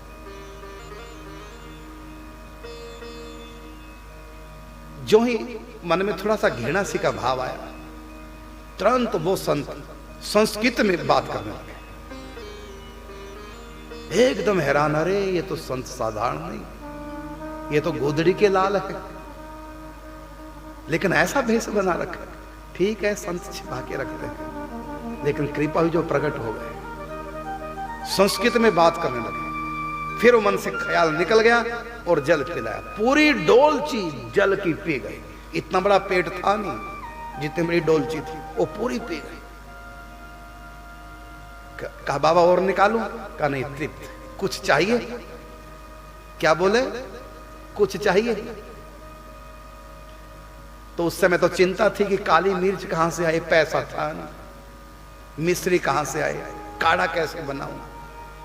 देखो संत कितना कष्ट सहन करते हैं। ये विरक्त भेष इतना आसान नहीं है, बहुत अपना पड़ता है। हमको पता, हमने यही जीवन 17 साल जिए हैं। इसी से बताया ना कि खुजली हो गई थी, एक ट्यूब नहीं खरीद सके थे, भंडारे में गए, वहां से दक्षिणा का पैसा मिला, ट्यूब खरीदी, कुछ ठीक हुआ लेकिन ट्यूब खत्म हो गई, आधा ही ठीक हुआ था। बहुत कष्ट होता है, लेकिन गजब की बात, भले कष्ट कितना भी हो, अंदर से बड़ा सकून होता है। क्या सोच करके हम ठाकुर जी के, हम चाहते तो कुछ भी व्यवस्था कर सकते, लेकिन नहीं करते। जो मेरे ठाकुर जी की तप कर रहे हैं, अच्छा लगता है। जिस दिन भोजन ना मिले तो बुरा नहीं लगता था, ये लगता था कि ठाकुर जी तपस्या करा। जो भगवान कहते हैं कि गांठ में राखे नहीं, मांगन में सकुचाए, तिनके पीछे मैं फिरूं कहीं भूखा सो ना जाए। तो ऐसे जो भक्त रक्षक भक्त वत्सल ठाकुर जी है, वो कहीं मुझको भूखा सोने देंगे? अरे नास्तिकों को भगवान भूखा नहीं सोने देते, हमको कैसे भूखा सोने देंगे? लेकिन फिर भी भूखा सोने दे रहे हैं, क्यों? तपस्या करवा रहे। कई बार ऐसा होता था, मेरा मसूड़ा फूल गया और रोटी बाजरे की दोपहर की रखी थी मान मंदिर में, और मैं खा नहीं पाया, तो एकदम दिल सा भराया कि सब्जी नहीं लगा के खा लेता। तो मैं मनी मन मान बिहारी लाल से कह रहा था, बैठा था अपने गुफा वाले कमरे में, और बगल में मान बिहारी लाल ठाकुर जी। मनी मन में मान बिहारी लाल से ठाकुर जी से कह रहा था, मैं कहा सच बात है कि दुख तो आपको भी हो रहा होगा इस समय। मैं ठाकुर जी से कह रहा था क्योंकि मैं दुखी सा हो गया था। दोपहर की बाजरे की रोटी हार्ड, सब्जी थी नहीं, गुड़ तो था लेकिन खाई नहीं जा रही थी, और था कि थोड़ा सब्जी होती। तो दुखी होकर के मैं ठाकुर जी से कह रहा था कि दुखी तो तू भी होगा जो, लेकिन फिर भी तुम व्यवस्था नहीं कर रहे हो। शायद आपने आज सोच रखो कि तपस्या करनी, भूखा सुलाना। ठीक है, मैं भूखा सुला भाई, इतना प्रार्थना करती, संतुष्ट हो गया। जो एक दर्द सा उठा था कि मैं खा नहीं पा रहा हूं, सब्जी नहीं, दोपहर की बाजरे की वो भी सूखी रोटी, तो जो दर्द सा उठा एकदम खत्म हो गया। कुछ ठाकुर जी ने दिया तो नहीं, सब्जी की व्यवस्था तो नहीं की और मैं खा भी नहीं पाया, लेकिन समाधान ठाकुर जी ने दे दिया मुझको। ठीक है, तुम तपस्या करा रहे दो, हम खाएंगे। और ठाकुर जी ने व्यवस्था भी नहीं की, लेकिन मन को संतुष्ट कर दिया। वो जो दुख हुआ था वो खत्म हो गया और एक प्रसन्नता सी छा गई कि तेरे लिए हम ये भी करने को तैयार। नहीं चाहते तो मुझसे मैं रस मंदिर जाके सब्जी ला सकता था पहाड़ी से उतर, लेकिन सोचा नहीं, हम ये भी। एक बार की बात, यही भाव एक बार और आया था। वो था निर्जला एकादशी को, और मैं उस समय हिमाचल था अपने गुरु भाई के साथ, वो मुझको ले गए थे हिमाचल। तो निर्जला एकादशी को जहां कार्यक्रम था, हम 3 संत थे, 1-1 घंटा तीनों कीर्तन भजन करते थे, प्रवचन करते थे। तो 2 हमारे बड़े गुरु भाई थे, वो पास के गांव में गए, वहां पर किसी के यहाँ उद्यापन था, वहां उन्होंने रात्रि को सत्संग का समय रखा था उद्यापन के उपलक्ष्य में। वो तो दोनों वहां गए। अब 3 घंटे मुझको अकेले बोलना था। हिमाचल की बात, नाम भी गांव क्या था, कोठी नाम का गांव का नाम कोठी गांव। अब मैं अकेला, इधर निर्जला व्रत और संध्या के समय सत्संग, अकेला 3 घंटे बोला, गला सूख गया। परीक्षा होती है। जैसे तैसे आरती पूरी करके मैं अंदर चला गया, अंदर का एकदम गिर गया बिस्तर पर जाते, और यहां पर दोनों ऐसे उंगली रखो तो दर्द, बीपी भी हाई, गला सूख गया। 3 घंटे लगातार बोलना पड़ा। और वहीं पर जहां पर मेरा बिस्तर था, मैंने कुंडी अंदर के लगा ली, नीचे घड़ा था पानी का। तो मैं उस समय सोचने लगा कि मैं चाहूं तो इस समय पी सकता हूं पानी, पास ही रखा है घड़े में। कौन देख रहा है, कुंडी बंद अंदर की, कोई देख रहा है? कोई नहीं देख रहा है। मैं पी सकता था, लेकिन नहीं पिया। क्या सोचकर, जिसके लिए व्रत रख रहा हूं वो तो देख रहे हैं ना। तो मैंने ठाकुर जी से कहा कि देखो मैं चाहूं तो पी सकता, कोई नहीं देख रहा है, लेकिन फिर भी मैं नहीं पी रहा हूं तुम्हारी खुशी के लिए। उस समय तक मुझको कोई अनुभूति नहीं हुई थी। ये मेरी प्रथम अनुभूति है आध्यात्म जगत की उस समय की। तो मेरी आंखों में आंसू आ गए, रोने लगा। ऐसा नहीं जैसे आवाज आए रोने की, ऐसा वाला रोना नहीं, एक आंखों में आंसू आ गए कि तेरी खुशी के लिए, तुमको यही अच्छा लगता है कि निर्जला व्रत करे, तो मैं निर्जला व्रत कर रहा हूं। मैं चाहूं तो पी सकता, लेकिन नहीं पीऊंगा, भले प्राण छूट जाए। और मैं अकेला था, दोनों हमारे गुरु भाई दूसरे गांव में जा चुके। तो रोने लगा, आंखों में आंसू आ गए कि कुछ भी हो जाए, कुछ भी हो जाए, मैं नहीं पीऊंगा, तेरी खुशी के लिए नहीं। और रोने लगा। उसी समय एक खेल हुआ, प्रत्यक्ष नहीं हुआ, भाव समाधि सी, माने बाहर की सुध बुध नहीं, रोते रोते बाहर की सुध नहीं। एक सपना अंदर शुरू हो गया, कह लो आपकी भाषा में समझाने के लिए, अंदर एक सपना। तो मैं उतर के नीचे आ गया, बिस्तर पे नहीं था, नीचे आ गया रोता रोता। और उसी समय मुझको खींच करके राधा रानी ने अपनी गोद में मेरे सिर को रख दिया, और श्री जी का पेट बिल्कुल नंगा था जो मैंने देखा, और ऐसा टेढ़ा मुंह करके लगा लिया। उनकी नाभि पे मेरा कान लगा हुआ था। नाभि माने ब्लाउज था, नीचे पेट दिख रहा।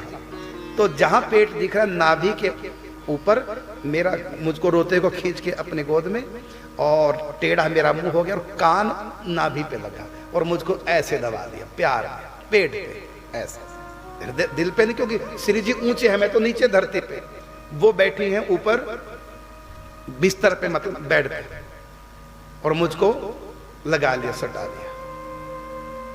ये ऐसा सपन जैसा मुझको लगा, और एकदम अनुभूति। ये मेरा प्रथम अनुभव था।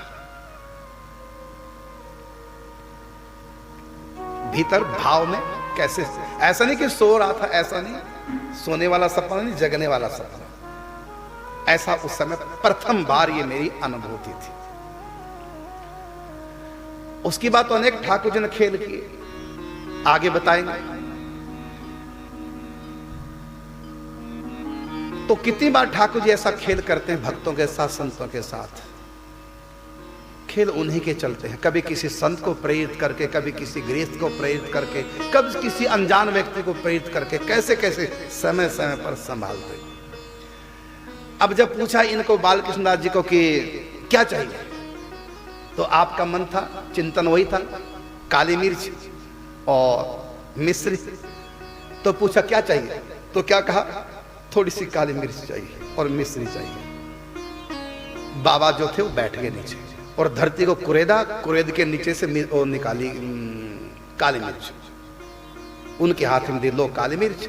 और फिर कुरेदा, 2 पैसे सिक्का, 2 पैसे, और बालकृष्ण नाथ जी के हाथ में रख दिया। देखा एकदम नया, जैसे अभी टकसाल से बन के आया, नया सिक्का। कहता लो इसकी मिश्री ले लेना। और कह के संत फिर कहा और कुछ,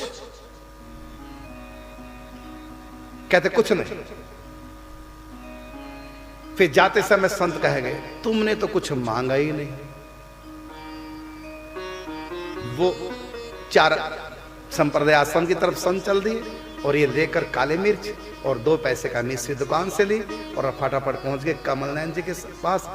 और वहां से बगीचे से 2-4 सूखी लकड़ी इकट्ठी की और पत्थर रख करके और अपना डोलची पानी निकालने वाली, उसमें थोड़ा पानी डाल के तुलसी काली मिर्च काढ़ा और पिला दी। और जब पिलाया तो उन्होंने पिया, पीकर पूछा कि ये काली मिर्च कहाँ से लाए, क्योंकि पैसे की व्यवस्था था नहीं और काली मिर्च की तो भिक्षा भी नहीं मांग सकते, रोटी की भिक्षा होती है, ये कहाँ से व्यवस्था हुई। तो पूरी बात बता दी। जो ही पूरी बात बताई तो कमल नयन जी की आंखों में आंसू और कहने लगे गुरु भाई तुम तो चूक गए। जब वो धरती से कुरेद करके तुम्हारे सामने काली मिर्च निकाल सकता तो साधारण रहे होंगे क्या, तो चरणों में नहीं पड़ जाते। और फिर बार बार पूछे कुछ और आपने क्या कहा, कुछ नहीं। अरे मांग लेते भगवान की प्राप्ति हो जाए। सिद्ध संत थे ऐसे। ब्रज में कई बार हमने सुना है सिद्ध संत घूमते जो आंखों से किसी को दिखाई नहीं देते और अधिकारियों को मिलकर उनका काम कर देते हैं। और ये मार्ग कृपा का मार्ग है, भजन का मार्ग तो है ही है, लेकिन भजन से भगवत प्रेम प्राप्त नहीं होगा। प्रेम प्राप्त होगा संत कृपा से, भगवत कृपा से। ये साधन साध्य नहीं है, भगवत प्रेम ये कृपा साध्य है। और ऐसे कितने संत दिव्य ब्रज में जो दिखाई नहीं देते और जब भजन चिंतन करते करते साधक की थोड़ा योग्यता प्राप्त करता है तो इन संतों की कृपा होती है, फिर इन संतों से भगवत प्रेम प्राप्त होता है। उन्होंने पूछा भी कुछ और तो आपने क्या कहा, कुछ नहीं। लुट गए, चलो भी चलते हैं, कहीं दूर नहीं गए होंगे। अब कहते 4 आश्रम की 4 संप्रदाय की तरफ गए तो भागे गए, कहां मिलना। कई दिन तक पूरा वृंदावन ढूंढते रहे, पूछते रहे, नहीं। पछताए, चूक गए, बहुत बड़ी हानि हो गई। सिद्ध संत ने कृपा भी की थी, पूछा भी था और कुछ, और जाते समय कह गए तुमने तो कुछ भी नहीं मांगा उन और कह के चले गए। मांग लेते, वो तो बार बार याद करवा रहे थे। ये भी बड़े दुखी हुए। लेकिन बाद में पूज्य श्री बालकृष्ण दास जी ने बताया जब वो साधना के ऊपर सोपान पे पहुंचे साधना करते करते, तब उनको पता चला। तब बालकृष्ण दास जी महाराज ने अपने साथियों को बताया कि वो जो संत आए थे जिन्होंने कहा था कि और कुछ, और मैंने कहा कुछ नहीं, और कह के चल दिए कि तुमने तो कुछ मांगा नहीं, लेकिन मुझको देके गए थे, कृपा करके चले गए थे, प्रत्यक्ष में कुछ नहीं कहा उन्होंने। ये कब पता चला? कई वर्षों के बाद जब साधना उनकी आगे बढ़ी और दिव्य अनुभूतियां होने लगी, तब पता चला कि ये जो दिव्य अनुभूति हुई उसी संत की कृपा का चमत्कार। दे गए, वो अपना काम कर गए। भले हम वो अनजान बने रहे लेकिन अपना काम कर, ये बाद में पता चला। ऐसी एक बार की बात,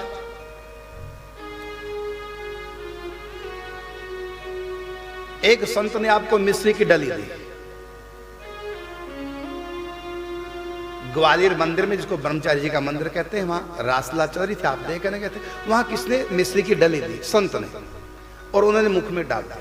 जो ही मुख में डाली सब कुछ दिखना बंद हो गया। क्या दिखाई दे रहा? गोकुल, दिव्य जमुना का किनारा, ठाकुर जी को सखियां गोपियां ढूंढ रही हैं, अन्वेषण कर रही हैं, उनमें स्वयं भी अपने आप को देख रहे हैं, सखी बने गोपी बने। ये संस्कार डाल के उस संत मिश्री देकर के अपने आप को गोपी रूप में देखा, ढूंढ रहे हैं कृष्ण को।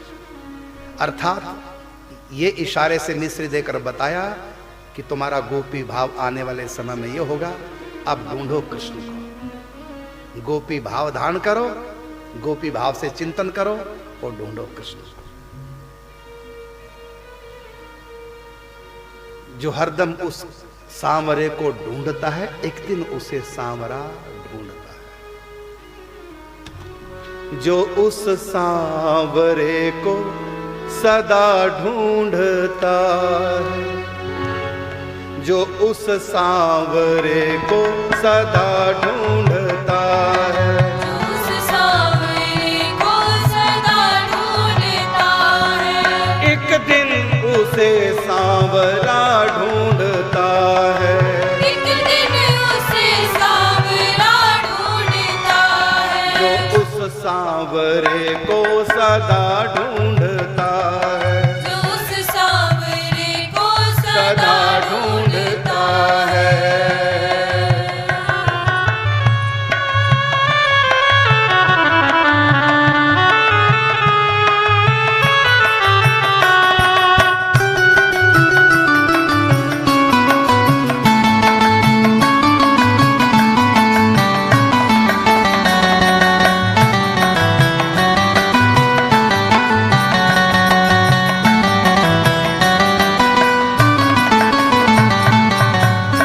संत ने मिश्री की डली दी, मिश्री खाई, दिव्य गोकुल सामने प्रकट हुआ और स्वयं सखी भाव से अपने आप को देख रहे हैं। चिंतन लीला चल रही भीतर कि कृष्ण को ढूंढ रहे, कृष्ण कहीं छिप गए, ये भीतर चल रहे हैं और बाहर से वहां से चले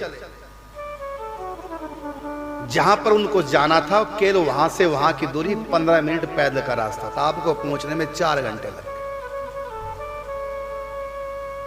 भीतर लीला चल रही है और आगे बढ़ते जा रहे हैं। ऐसी एक बार कहीं से 2 आना मिले, भूख लगी थी तो एक आना रेहड़ी को देकर के पकौड़ी खरीद कर खा रहे थे। उसी समय एक संत आ गए, कहते बंगाली भाषा बोले, मुझको भी भूख लगी, मुझको भी पकौड़ी खिला दो। तो उनके पास एक आना बचा था और रेडी वाले को दिया कि बाबा को भी पकौड़ी दे दो।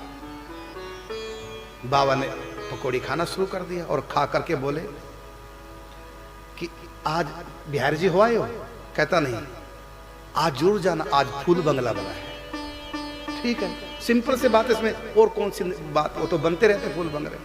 और ठीक है, अब वहां से चले बिहारी जी, फूल बंगले के दर्शन किए। अब वो संत जिनको पकौड़ी खिलाई वो साधारण नहीं थे, सिद्ध थे। फूल बंगले के दर्शन करना और फूल बंगले के दर्शन किए। आज जैसा फूल बंगला पहले कभी नहीं देखा। दर्शन तो बिहारी जी के हर रोज करते, लेकिन आज उनकी आंखों में जो चमक, जो जादू था, और आज बार बार ठाकुर जी मुस्कुराते हुए देख रहे हैं।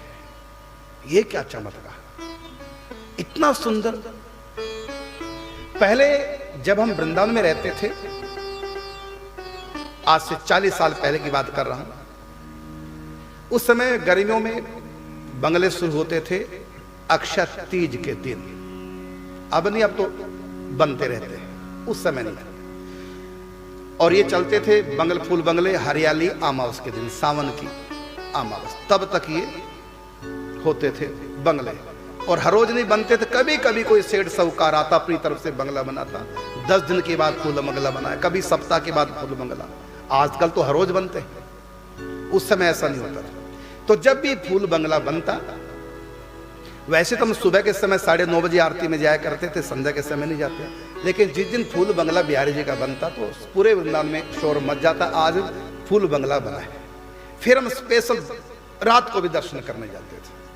आजकल तो हर रोज बनते हैं, और ये नीम रहानी कब से कब तक, ये तो मार्च से ही शुरू हो जाते हैं आजकल तो। ये 40 साल पहले ऐसा नहीं होता था। तो जब लगा पता कि आज फुल बंगला बना, तो गए स्पेशल दर्शन करने और देखा आज ठाकुर जी की छवि बड़ी आकर्षक।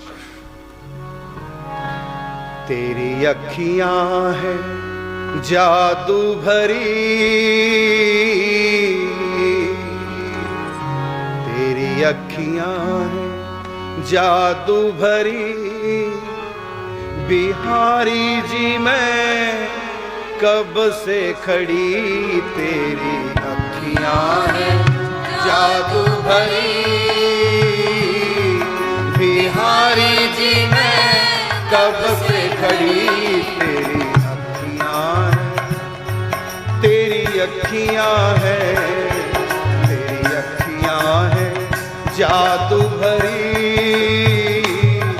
बिहारी जी मैं कब से खड़ी, तेरी अखियां हैं जादू भरी, बिहारी जी मैं कब से खड़ी।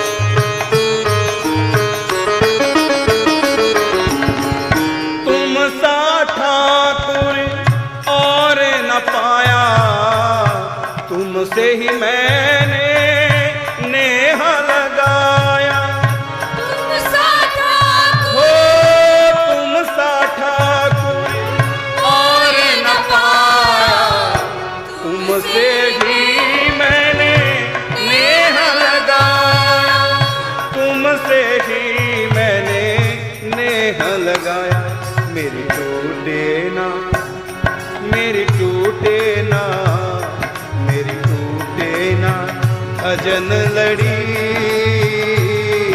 बिहारी जी मैं कब से खड़ी, तेरी अखियां हैं जादू भरी, बिहारी जी मैं कब से खड़ी।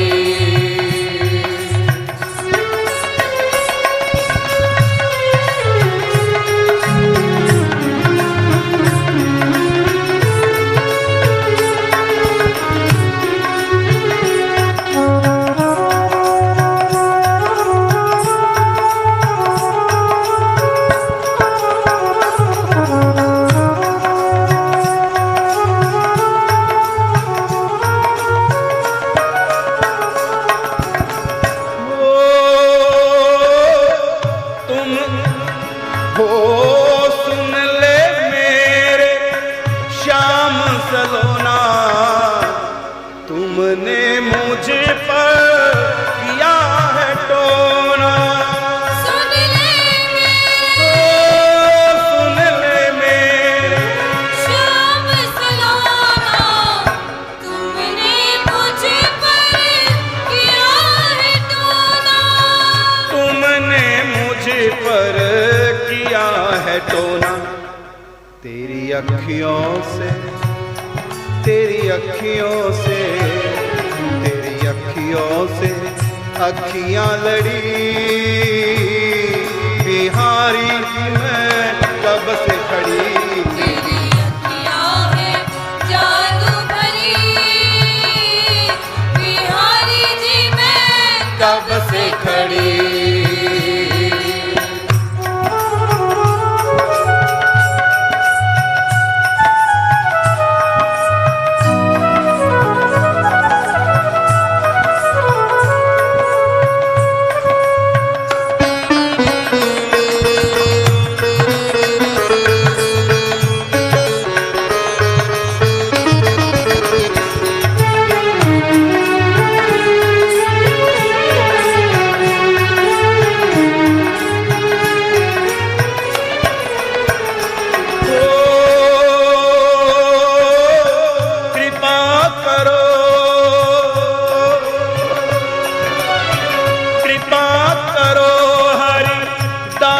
के स्वामी बांके बिहारी मेरे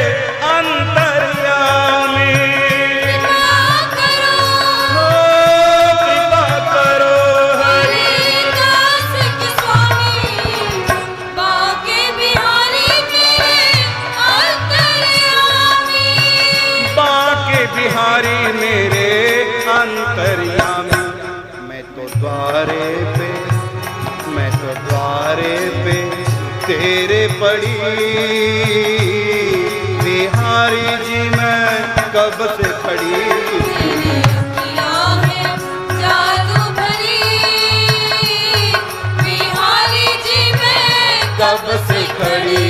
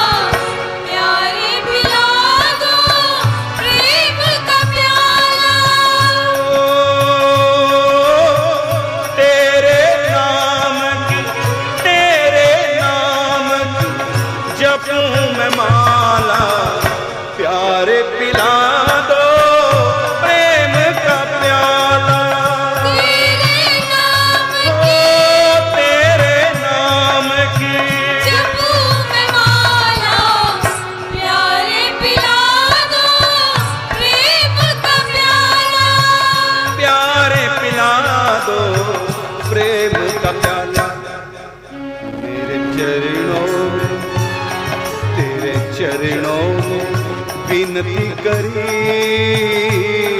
बिहारी जी मैं कब से खड़ी, तेरी अखियाँ हैं जादू भरी।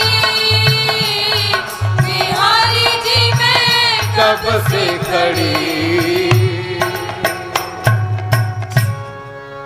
तुम सा ठाकुर और न पाया, तुमसे ही मैंने नेह लगा।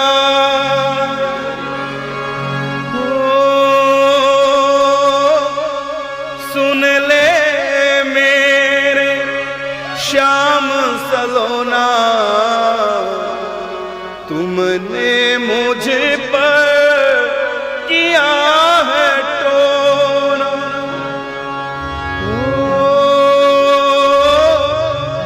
कृपा करो, कृपा करो हरिदास के स्वामी। कृपा करो हरिदास के स्वामी। बांके बिहारी मेरे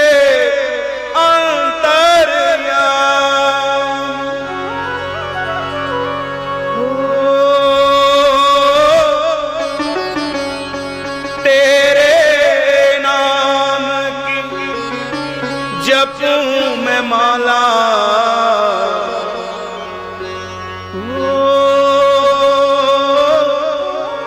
तेरे नाम की जपूं मैं माला।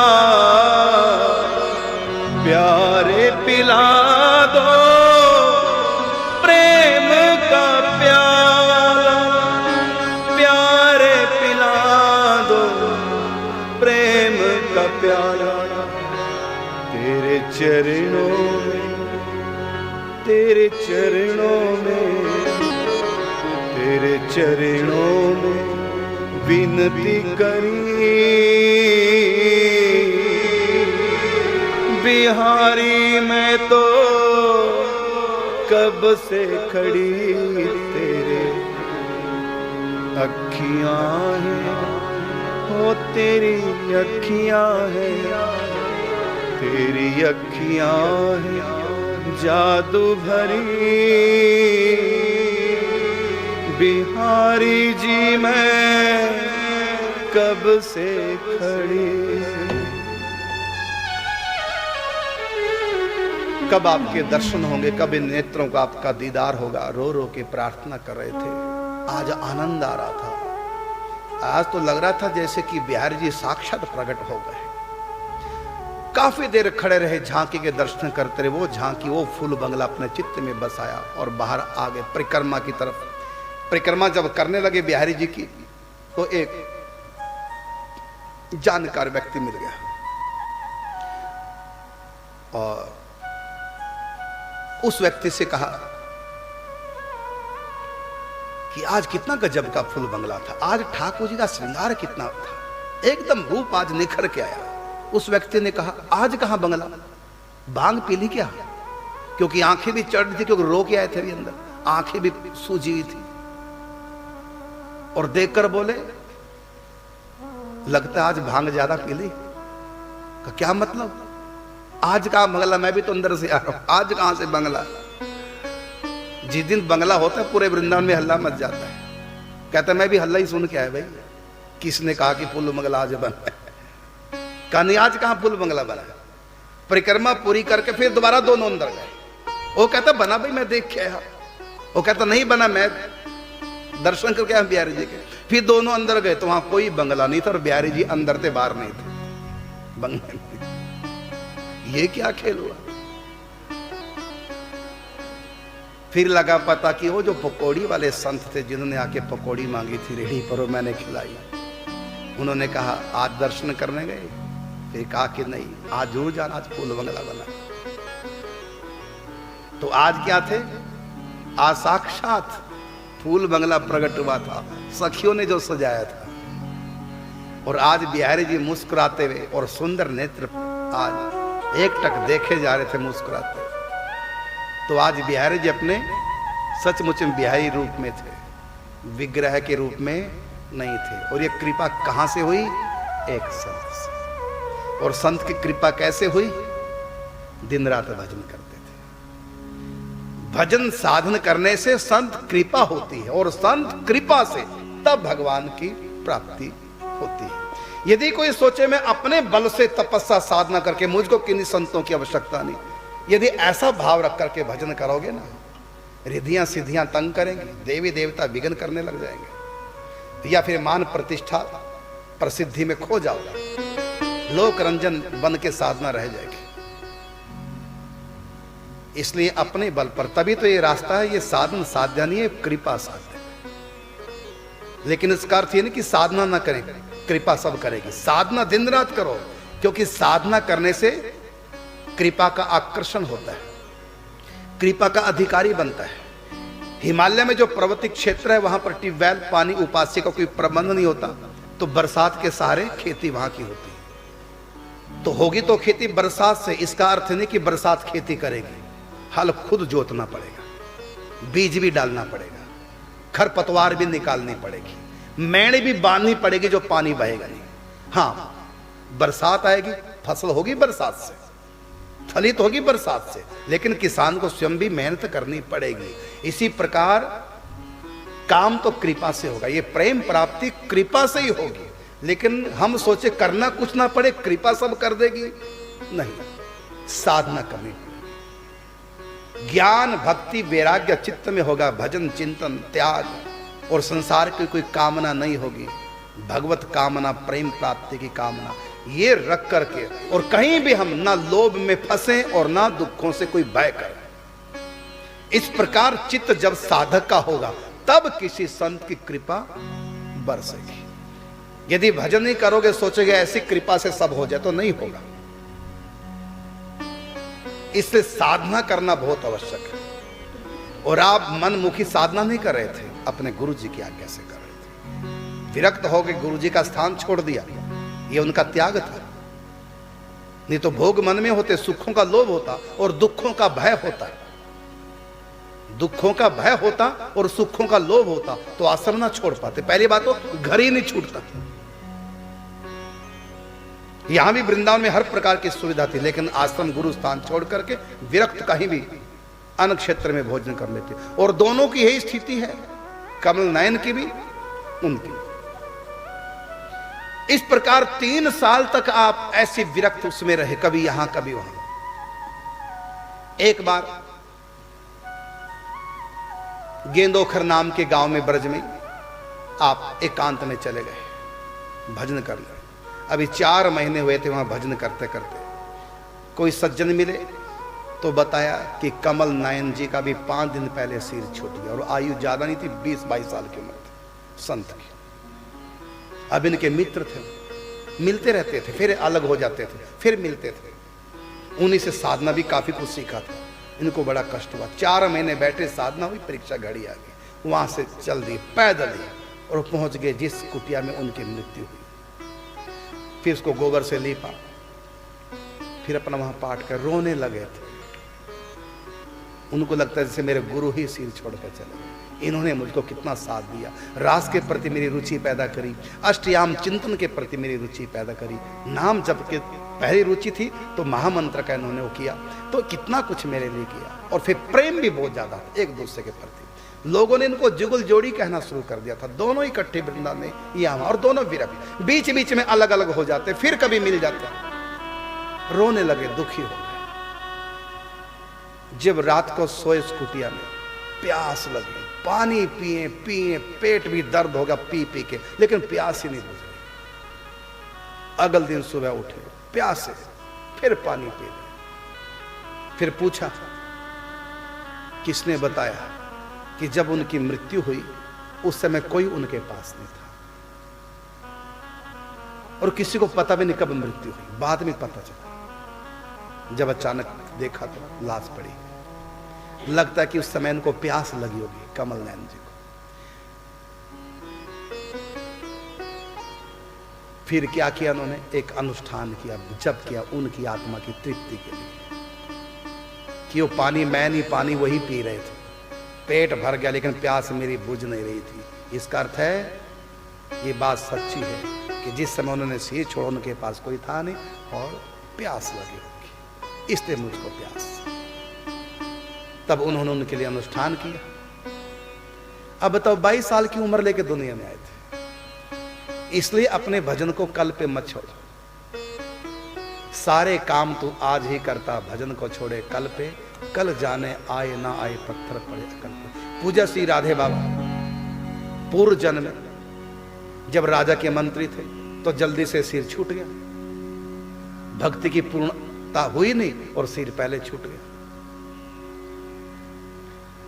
तो इसलिए ना सोचो बुढ़ापे में भजन करेंगे, फिर करेंगे भजन, कल करेंगे, कल करेंगे। काल काल के करती काल बीतता जाए, करुण दास ना बच सका काल अचानक आए। अभी उनको भगवत प्राप्ति हुई नहीं थी, अभी तो साधना में लगे थे, उम्र छोटी 22 साल की उम्र थी, अभी तो स्पीड पकड़नी थी। अभी तो उनको साधना करते करते ठीक तरह से 3 साल हुए थे। इससे पहले तो ग्रंथों का अध्ययन ही करते रहे थे। अभी 3 साल हुए साधना करते, उनको नहीं पता था कि मेरा समय 3 साल का रह गया। साधना की थी, लेकिन अभी आगे कामयाब होना था, उससे पहले मृत्यु का समय आ गया और सिर छूट गया। तो आप कहेंगे तो अनाथ की तरह मरे फिर? नहीं, अनाथ की तरह नहीं, बाल कृष्णदास जी ने उनका उद्धार कर दिया भजन के। ये उनके भजन की महिमा थी और एक संत से मित्रता की महिमा थी, और उनके मुख से उन्होंने प्यास बुझाई। पी रहे थे बाल कृष्णदास जी, और जा उधर रहा था, उनकी आत्मा को तृप्त किया, उनके लिए अनुष्ठान किया, भजन का दान किया, और उनकी भगवान के धाम में प्रवेश करा दिया। यह है उनके 3 साल के भजन का प्रभाव। समय हो चुका है, शेष कथा कल, तब तक के लिए चाहेंगे आपसे अनुमति। जय श्री राधे, जय श्री।